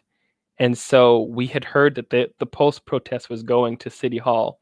So this is about that's about 300 people there. The max we reached at 300. They wanted to meet the Pulse protest at City Hall, and so we left. But I stayed with the waters because I had seen the video footage of police slashing water bottles and like messing up med stations and stuff. And so I was trying to figure out how I was going to get the water to City Hall. I managed to take a majority of it. I had a cooler, and I just kind of piled everything up and kind of lugged on. But the police followed the crowd to City Hall, and so I was pretty safe. But when I got there, it was like literally a Black Panther protest. Like they were at the top of the stairs. The whole pavilion was filled. We do have video on the Orlando Strong page of that back on May 30th. If you go back, I did not get pictures. At that time, our devices had died, but it was amazing. They brought out megaphones, and it was literally like what you will see in Judas and the Black Messiah. And we see little clips of it as much as we can on the Black entertainment networks that you don't really get to see in mainstream entertainment. But like to live it was something else. So we went home feeling pretty proud that day, and we were super radicalized. My roommate at the time was super mute, like didn't really say anything. He became a different person, yelling and screaming. He actually led the protests from Lake Eola to City Walk that day, and I was super proud. And it just felt like we were fighting for our lives. And you win some, you lose some, but that day definitely felt like a win. So the next image is, I don't remember what day, but there were thousands and thousands. If you look really hard, you see the red arrow. That's the front of the protest, and it wraps around the Amway Center. All those small little things down there that look like ants or people. There's a video of the coverage. The city finally came out. This is probably the weekend after, and so we went from weekend to weekend protesting. And and this day, I was beside myself. But we had sunscreen from the first 3 loaves and 2 fish turning into thousands of water bottles. People brought provisions, and I again brought them into my car and carried them to City Hall. But like, we brought out a sunscreen. Obviously, a black man running up and down the street saying, "I have sunscreen" during the pandemic.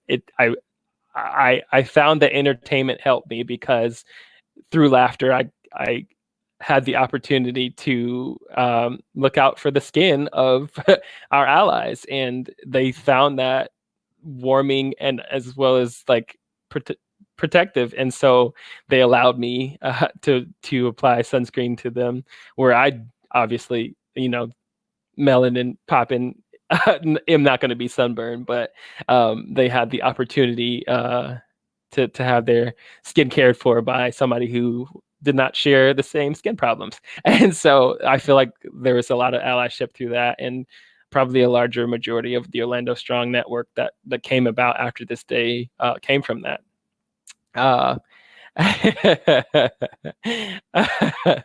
I've never been sunburned. I'm sorry. MJ's skin is very it's very sensitive, but so this was the, oh my gosh, the 300. This is the police department that we stopped out in front of to continue the protest, and this was what we thought every weekend after was going to be. This was Orlando showing up. This was Orlando Strong. It was not the case after this. I just feel like in that moment, everybody knew that this was happening and they wanted to be a part of it, but it ended there, unfortunately. And so, we, packed up our sunscreen and our water bottles, and we felt like we needed to take the message to a different medium. And so we began with networking the way that we had. I feel like at least 90% of Orlando Strong is a lot of my friends specifically, but it helps me feel like we were almost at like 900 likes right now, about 850 follows.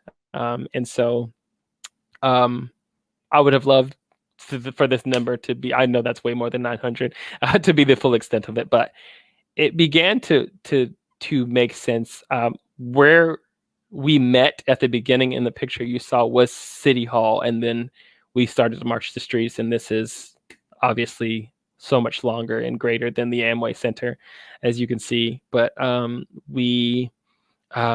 there were speeches going on at City Hall, but somebody at the back of this line would not be able to hear them. So the broadcast network was going to be a series of speakers placed in the crowd, like actual like backpack speakers that we began to bring out with microphones, and we would stream the speaker and allow the network of anybody in this crowd to pull it up on their phone and hear what the speaker was saying. So it took me back to Martin Luther King, where the Million Man March, he had a couple speakers at where the speech was delivered, but I imagine the people all the way at the back weren't able to hear what he was saying, and the people speaking at these speeches here in Orlando were like profound, and I felt like their voices needed to be uplifted and their voices needed to be heard. So Orlando Strong Network was the way of doing that, and so we connected with a lot of those speakers to continue their message.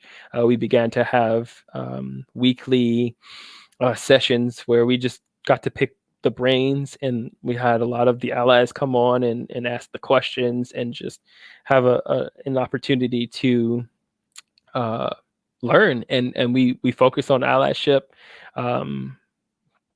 and we continue to make sure it wasn't performative. We're holding those allies accountable so that history has the smallest chance of repeating itself.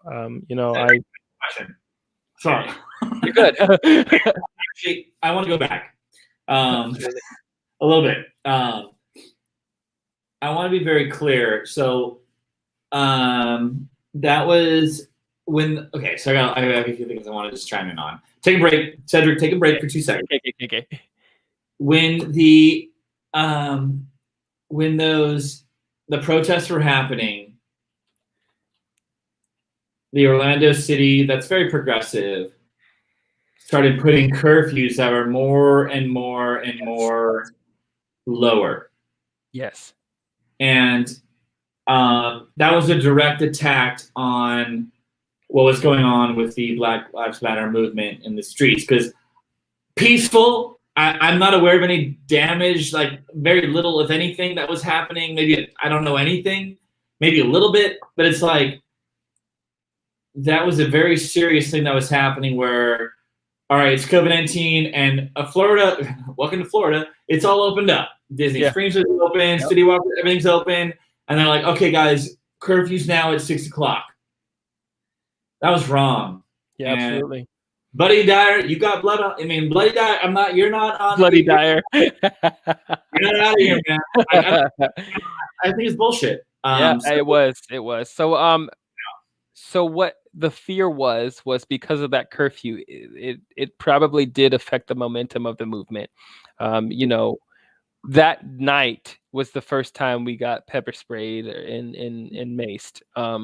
But we started to realize the earlier you got there, the more peaceful things were. But as it got closer to night where they could, do shifty things, that's when it was time to leave. And so what happened that night was we marched around the city multiple times, and around like 7 p.m., more people started to show up because they were, again, like, let's be part of this thing. So we kind of like did this tag out system where, we marched as strong as we could in the heat of the day. And then, we tag out, and like the same length of people would continue on through the night, and they wouldn't be silenced because they had the energy. And so I think the curfew was around 6:30 that night, and they wanted people to go home. They wanted the streets to be cleared. The traffic was being stopped. It was affecting business and all these things. And a lot of the businesses were closing. And so I guess because profit over lives is more important, this is when, the police presence in Orlando started back. And there were many of my allies who got pepper sprayed and pushed with bikes. And, there was that fear of like, this is unsafe, and no riots or looting happened here because for whatever reason that wasn't what was in the forefront. Not to condone any of that. People are going to handle their grievances and frustrations the way that they're going to, especially when being pepper sprayed and maced for peacefully protesting, which is what happened all across the world. But it was just wrong on so many accounts that, we're peacefully voicing our opinions, but they wanted to put restrictions on when we couldn't do it anymore. And for me, it was just like, they are clearly, I'm not going to put words in your mouth. This is how I feel.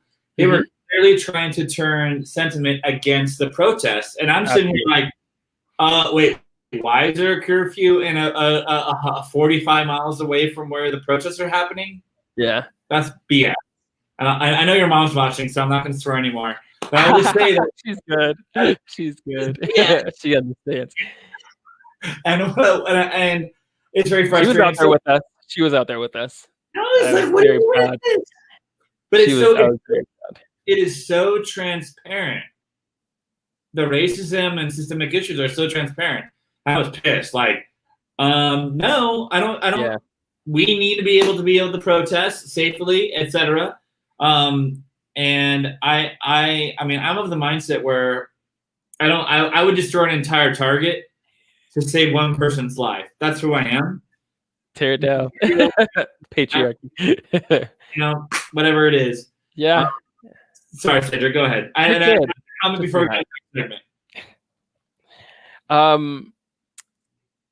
So, we began to see we needed a different way to protest. And so, the safest way to do that was going to be digitally, like as well as we could, banding together and networking as much as we could online. And so the conversations we were having, the information that we were giving out, we just wanted to make sure that we were more than organized. We were educating, and we were taking the time when we had the energy to educate. And as Google is free, however, some people just need it highlighted for them because it could be daunting of the 400 years that you have to cram into the next month before the next thing pops off. And so what can we do to help Orlando strong? Black Lives Matter?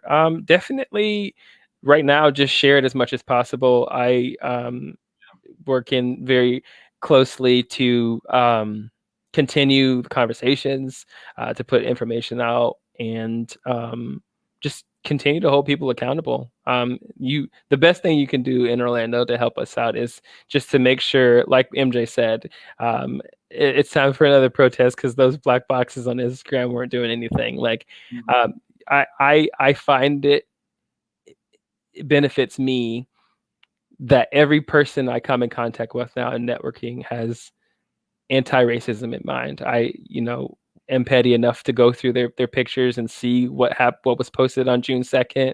If any of their filters have been Black Lives Matter, if they made any statements with, their profile picture, which is the easiest way of finding out, scrolling through, back to May 30th and just making sure that if in the moment you said you're going to stand with your Black friends, that you just kept true to your word, because that's what's most important right now. Like May 30th is going to come back around.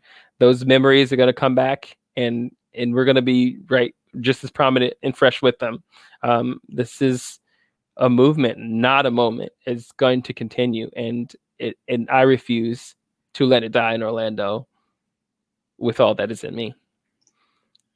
So sorry, go ahead, Andy. I was going to say, do you think that May 30th is going to be a day of remembrance every year now, or I mean, is that what you were saying when you said May 30th is going to come around again? May 30th is just when Orlando Strong took over the Black Lives Matter. I feel like the George Floyd 2 weeks before, the Ahmaud Arbery, the death of Breonna Taylor every year, just like Pulse. We stand in solidarity for the most part. We like to to paint the pretty. This is Black History Month. This is our due diligence to our community. But it goes beyond this month. It goes beyond Pulse in that month. It goes beyond the Love is Universal posts and changing the scoop in Universal Hollywood and representing the people that you have in the room in your offices and representing every person in the way that they want to be represented. And it takes you communicating, and it takes you collaborating with those people and not assuming this is what you want to see.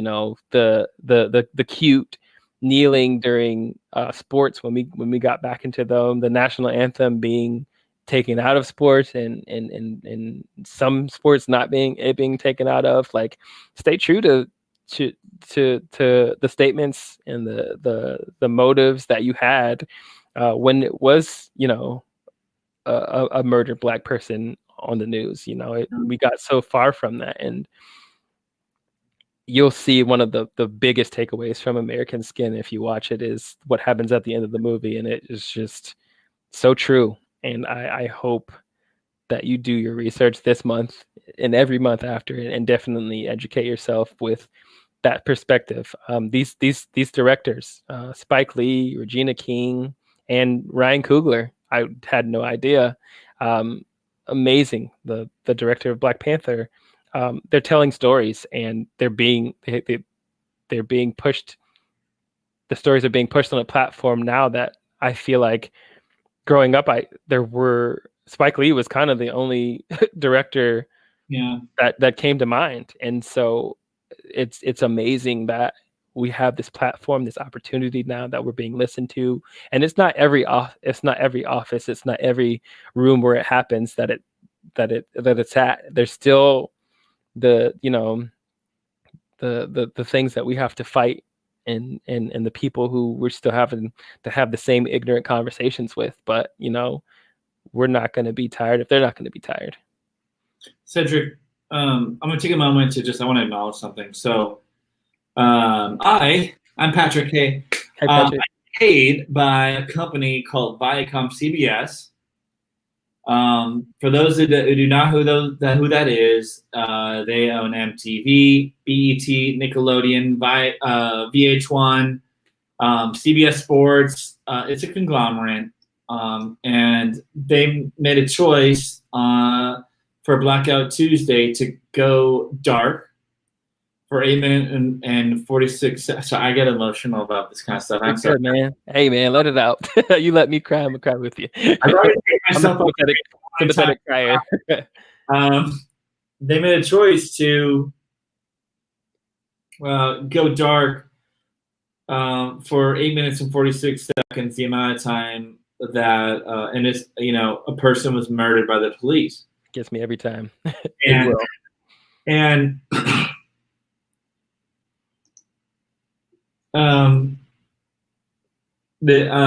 sorry guys. Take your time, buddy.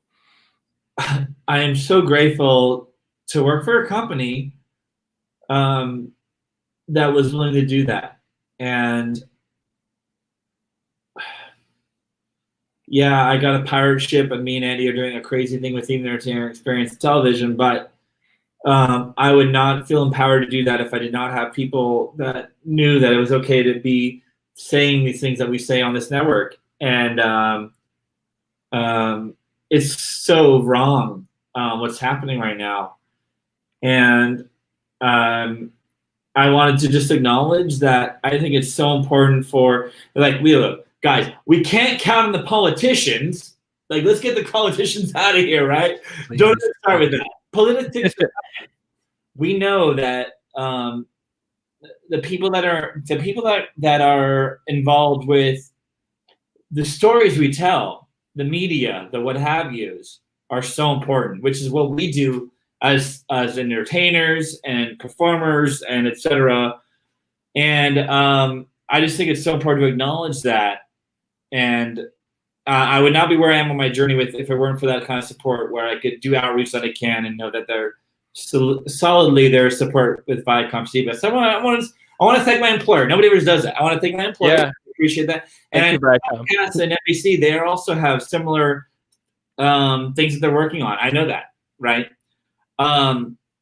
Which is fantastic. Now, what I want to say is to Cedric, look, you're on the air with a couple of white guys, and we want to do the best we can. I have some questions about social justice and justice and equity in general. If you don't mind, may I ask you a couple questions? Absolutely. So I'm gonna and I always do like a monologue before I actually say this question. So I'm just gonna say this: these situations can be deemed as messy, scary. I'm gonna mess up. I'm gonna trip on myself. I don't know what to say. What would you say is the most important thing someone can try to do to not be performative with the way that they are trying to be an activist? Meaning, I'm just doing this for show, and I'm not really doing it authentically. I'm doing it more for vanity, if that makes sense. Is that an okay question? Absolutely, and I promise you, we've been having these conversations since May 30th of 2020.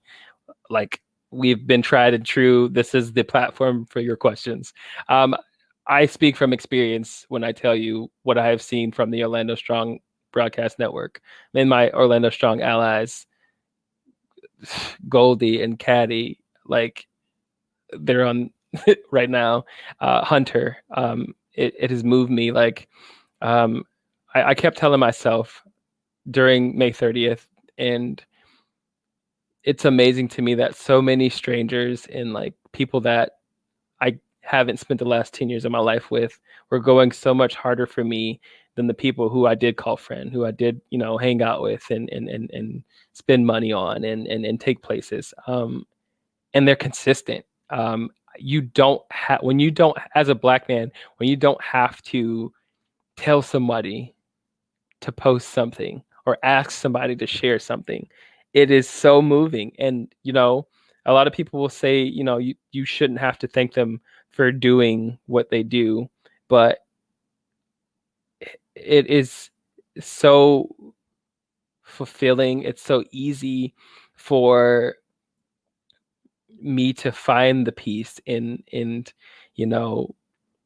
being anti-racist, or the opposite, or I don't even know, like they say black people can't be racist because racism is, geared towards them, and so it's reactionary and all that other stuff. But it gives me comfort to know that there are white allies out there, and allies of any other color that is not black, non-POC, non-B, black, indigenous, that find this fight just as important to them as it does to me. I said it often back then, like, I don't want you to stand in front of me. I don't want you to stand behind me. I want you to stand beside me, when we're fighting. Like, I don't want to throw a blow and it hits you because you're standing in front of me. And you're not going to let me stand in front of you because you think you're fighting for me. You're fighting with me. And by doing so, you are doing everything that I'm doing, if not more. And, I'm not going to let you, as a black person, fight harder for my life because I am black.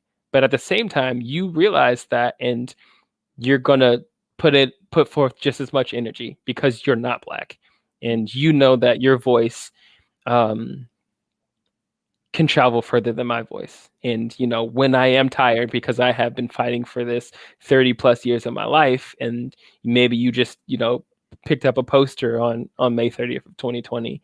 Maybe this is your first time having your eyes open to this. You have a little catching up to do. And so for the next 30 years, you cannot say that you were anti-racist if you did not put forth the work every single day going beyond that, especially after June 2nd. When you changed your square and your company made its statement, so you felt the need to make the statement that it did, and then disappeared. I hate to have the statistics of things, but to see a lot of my posts on, June 1st go from 300 likes and reactions to 30.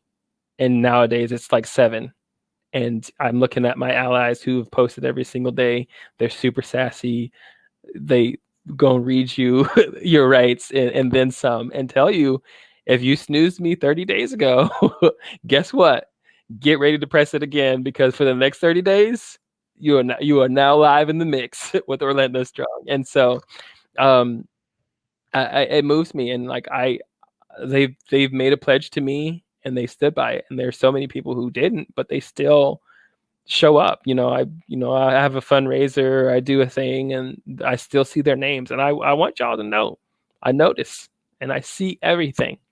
The energy, if it's off from me, is because it's off from you. And I'm super focused on making sure that we don't regress, we don't go back to, life before, George's murder, life before those 8 minutes. Like, what you felt in that moment is the passion that you need to continue for Orlando to be strong and for Black Lives to matter. And it should not happen to you or somebody that for you to be recharged.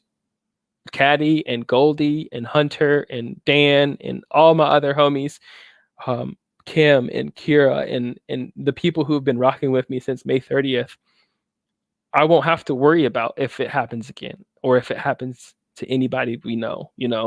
They have been preaching this, and they will be right. And the ones who have been quiet, I don't worry about them either. But I would hope that something I said would, reignite that, like, get back into that feeling. Like, whatever made you be performative, get back to that at least. Like, continue to be performative, to continue to match effort and energy.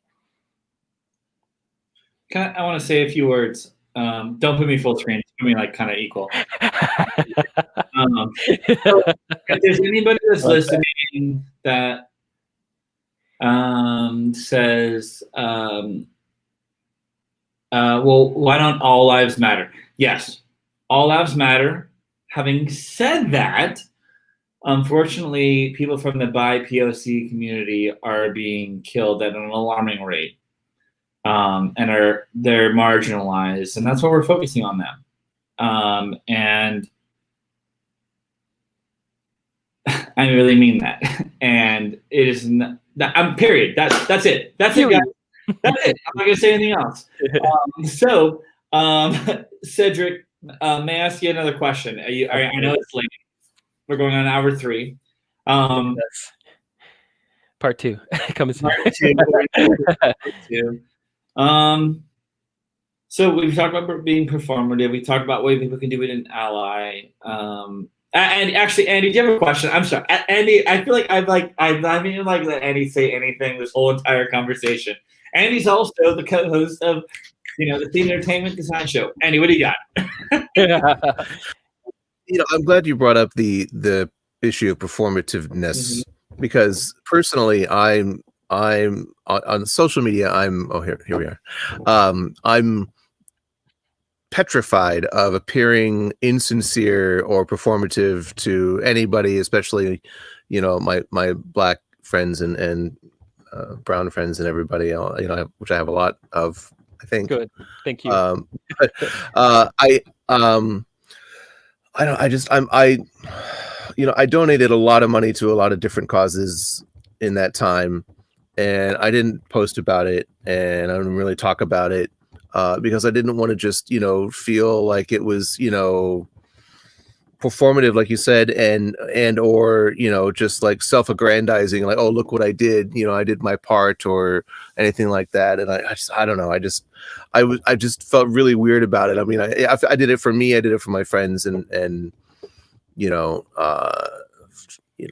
but yeah, I mean, I guess it's just something I need to get over myself, I guess, and realize that maybe it wouldn't appear as insincere as I thought it might have. I would definitely hope.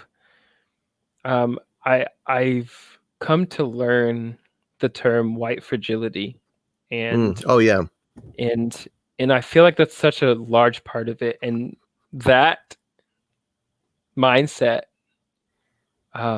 is so the most humble and purest hearts have had many conversations about feeling that way. Like, they feel like if they do it without, tagging me, or, me coming along with them for them to do it, they feel like they're taking away from me. And as soon as you said it, it just reminded me of, the stigma on, like, you want the world to, give to the needy and, like, provide for the homeless and all that, but you don't want to also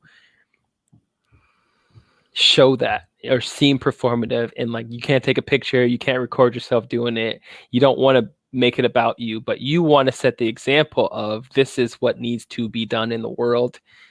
Visually, you need to be able to see that, but there's such a stigma on the pride and, like, not wanting to come off of that way, and the same goes for allyship, because well, you're not Black, why do you care so much? Or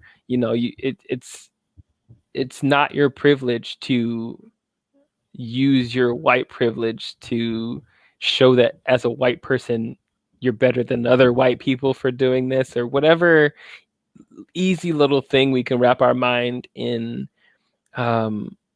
trying to find the comfort of allyship. Allyship is never going to be comfortable.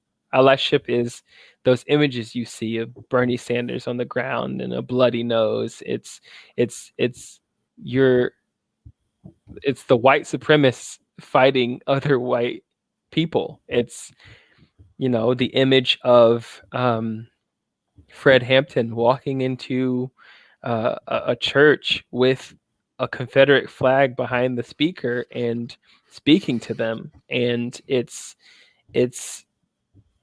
them listening and doing something about it, and then joining them in the streets. But doing the work when we're not in the rooms too is so much more important. And in our society right now, I feel like your platform is the work when we're not in the room. It's nice for you to stand next to me when we're in the room together, but I had a friend who was Black who said, I didn't post anything about the Black Lives Matter movement, and it doesn't urge me to not fight for his life because he's not fighting for it. But, you have this outlet, you have a network that's so different from mine. And if one person who can help this movement needs to be reached, and I don't have that person in my network, and you did, you have failed the movement because you've allowed someone to do the work for you, or we said silence is violence, because when you are quiet, you're not taking an opportunity to amplify a voice where that echo could have just hit a little bit harder and gone a little bit further, because you decided this wasn't the time, or I wasn't comfortable. My box didn't appreciate taking that turn, or for what everybody else was going through. You have a Black audience that you were afraid to lose, but your white audience is bigger, and so you don't want to lose them either. I've seen realtors share one of my posts, and happily went in the comments with the OSAs, the Orlando Strong Allies, and just because you guys leave, there are other white people who will buy a house from this person, and that is the Black privilege in it, where we have to show white people that we won't be moved because they want to shun other white people for helping us. We have to show them that we're going to support the white businesses that support Black businesses, and I feel like that's the other side of it, because I know you guys don't see a lot of that, unfortunately. We are busy and occupied fighting for our lives that, a lot of us don't think we need to put in time to, thanking others, but it goes so much farther beyond thanking them. It's just showing the support back. A big principle is, people are going to work harder for themselves than they are going to work for you, but people will work hard for you if you work hard for them. That's like job philosophy. You get what you give. You get what you give. That's it. And so it needs to come from both sides. It just makes sense that it doesn't, because of whatever reason, because of whatever comfort. Black people don't want to seem like Uncle Tom's, or whatever it is, because we're out here kissing butt, for lack of a better term, because they're doing what they're supposed to have been doing for the last 400 years. But it's standing in solidarity together. Solidarity doesn't work one way. We want Black Lives to matter to everyone, but we don't acknowledge enough of when they do matter to those people. And it's on both sides. And I'm not saying that we owe that to anyone at all. I'm just speaking to it. This is both sides of it. I haven't heard Uncle Tom's Cabin in a long time. So Cedric, at the present day, you are beloved by many people, as we all know. You've given your life to service, and I'm very I'm proud is kind of a weird word, but I'm very grateful that you were out there in the streets during what happened in May and June to lead that fight, because we know not everybody could do that. And I feel like a lot of us didn't know how in a COVID-19 world, how to express our frustrations. You know what I mean? And yeah. I'm very grateful that you were willing to come on and share your story and share what Orlando Strong is about, and your experience to give kids the world and all that. I mean, it's really quite remarkable. So I only have like 18 more questions. Cool. Let's get them out quick. No. Is there any final words of wisdom you have? And I want to just say to people that may not know you, and to people that may be not as evolved as myself or Andy is about the movement that happened this year and how they can get involved. Do you have anything you want to say to them? I think the biggest thing is for all of us to look inward. I want to start with white people. I like what Andy said earlier. I have a lot of Black friends, or at least I think I have a lot of Black friends. The tokenism wave of at least 20 years of my life, being comfortable as a Black person to be in a room full of white people and not looking around the room and asking myself why there isn't more of me. And then, when one or two other Black people show up, you're just kind of like feeling like you're in competition. I challenge anybody who is looking to be anti-racist or, to better themselves during these times of re-unearth civil rights, to look around your network and the people you hang out with and the people you invite to events, and just look at the list and see how many Black lives matter to you specifically. And these conversations that we just had for at least 2 hours and 20 minutes, I got a chance to speak with you guys earlier in the week, but didn't know you last week, and you asked the questions and you felt comfortable asking the questions. You felt comfortable, volunteering information, and likewise, the humanity of all of this,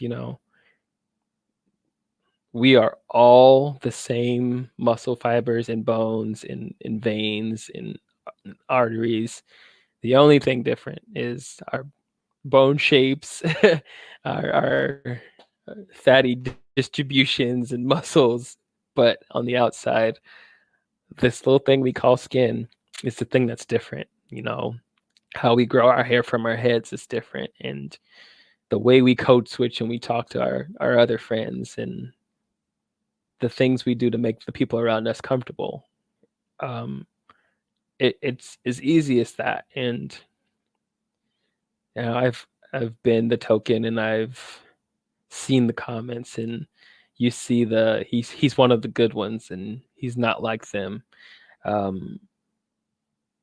What if you gave everyone who you thought was them that same opportunity? Make it a challenge to meet a new Black person every week, to ask those 18 questions, to ask them like you did, are you comfortable answering these questions? To not take it personal if they aren't. And, I challenge Black people to do the same, and everybody in between. This is the only way this is ever going to get better. It's so crazy to me that the number of people who showed their true colors this past year, whether it was supporting fascist, I can't even say the word, fascist, or believing hard that all lives matter, but those Black lives are going too hard right now. And just having to look at people you've known for so long, what kinds of things they would say about me, or people who look like me, because I was different from those people that they judged, to just see the switch flip and just think like, they tolerated me, and they probably wouldn't tolerate my mom or my brother or my sister or my cousin. And that's so sad.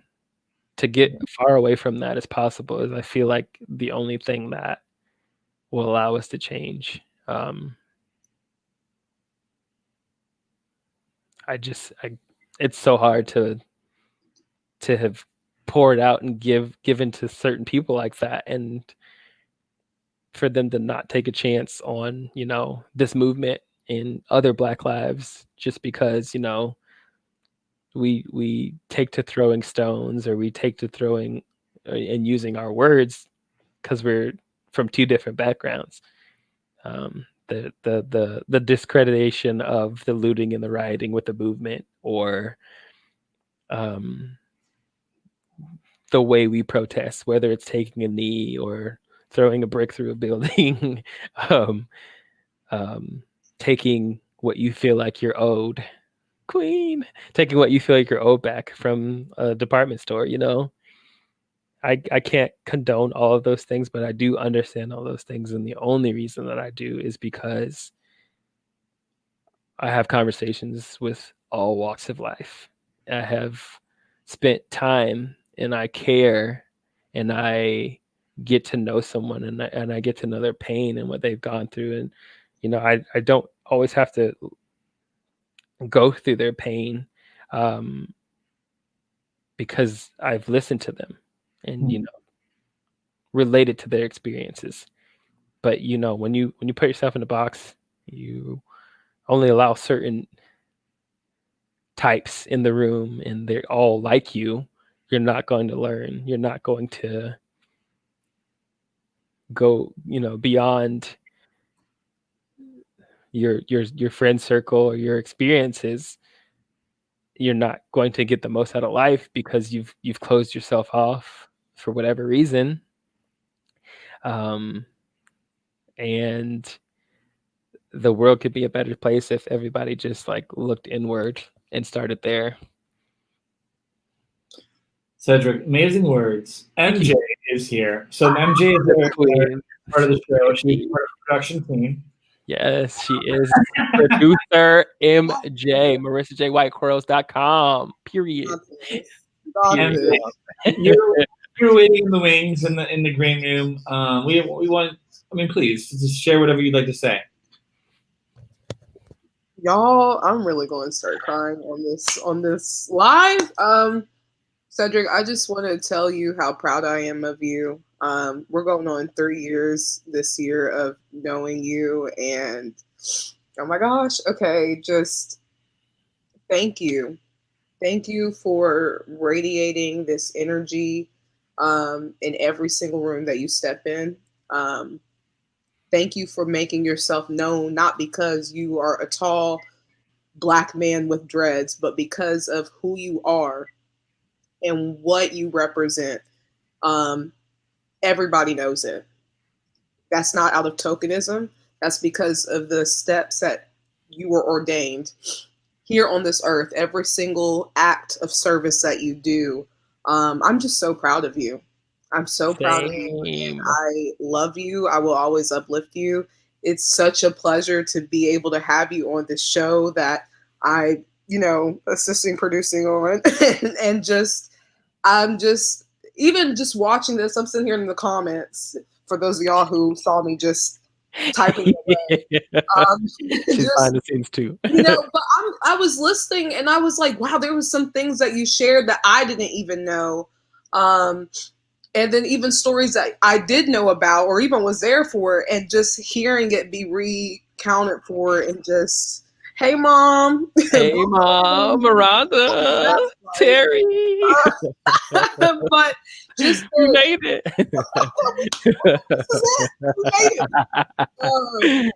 Why Set did it off after this. You should be on the same script. No, but just to see you and hear your stories, it's just like, I cannot believe I know this man. That it's just a joy. And there is a clip.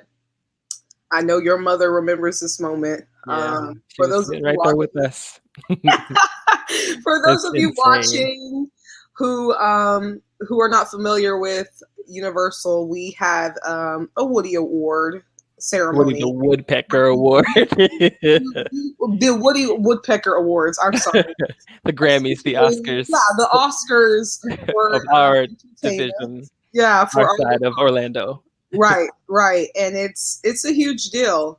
Being nominated for a Woody Award is already a nice gesture of its own. You're nominated by your peers.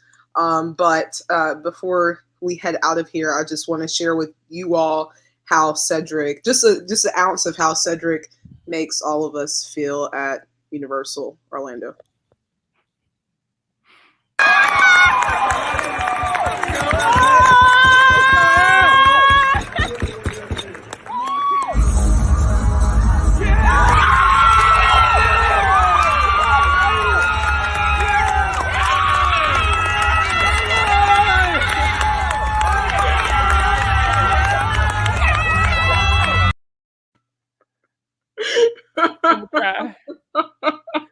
I mean, I wish I was there for that. Oh my gosh! I was like, we were like, no way, crying.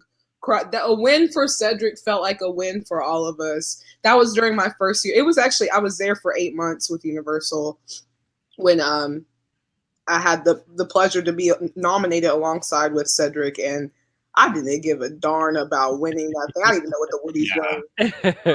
But just Cedric, and just looking around the room, there was like 2,000 people there in attendance. I mean, honestly, it was a huge. It felt like it. But you can feel the love for Cedric there because that's who he is, and that's who you are, Cedric. I love you. Thank you again so much for coming on the show, my king, my queen. I love you. I love you. You matter. Period.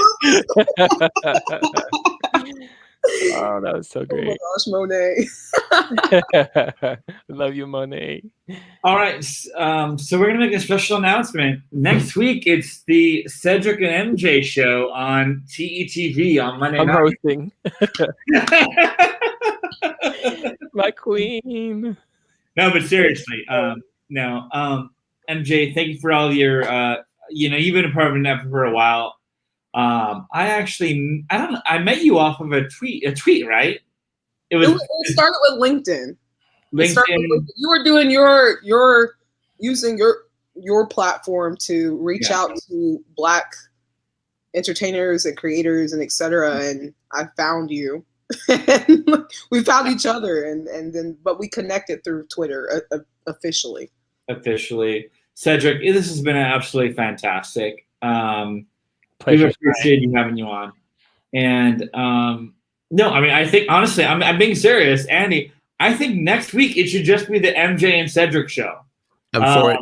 We'll have to do some fact checking on the network. But, I mean, Andy and I are the co-executive producers, so we can kind of just say it's going to be. And you guys just take it. Monday night. Do whatever you're going to do on it. No. I will be honest. I like seeing this dynamic, though. I would definitely need you guys on the screen too. No, we appreciate that. This has been this is actually going down as our longest ever show because our viewership has kept going up. Like CJ in the studio. Hey, CJ. It's going up, right? Like so many people watching. But what I will just say is that this has been a really important episode, and we appreciate Cedric you sharing your story. Like I've loved you since I knew you as Black Sparrow. You had me at Black Sparrow. Like I was just like you were like this guy. And I was like, I'll take you. I'll take you. Like, he's a celebrity. You know what I mean? You're cool. It's so funny. Yes. And it's so wonderful. And no, I appreciate the community that we were able to have here, and MJ and Cedric and Andy and CJ, all the J's. I'm also Jay as well. Thank you for joining us here. MJ and Cedric, don't go anywhere because we have an after party. But everybody else, thank you for joining us here on TETV. Like, subscribe, join our mission because we're here to change the conversation and change the world. And that starts with Black History Month. We have fantastic content. On Friday, watch Unsung Heroes with MJ White. It's going to be absolutely fantastic. My queen to be. But until then, Cedric, go ahead. Oh, I just said Bombay. It's our cultural word for you better go ahead and go ahead. Until then, folks, we will see you then. Thank you for joining us here on TETV. Woo!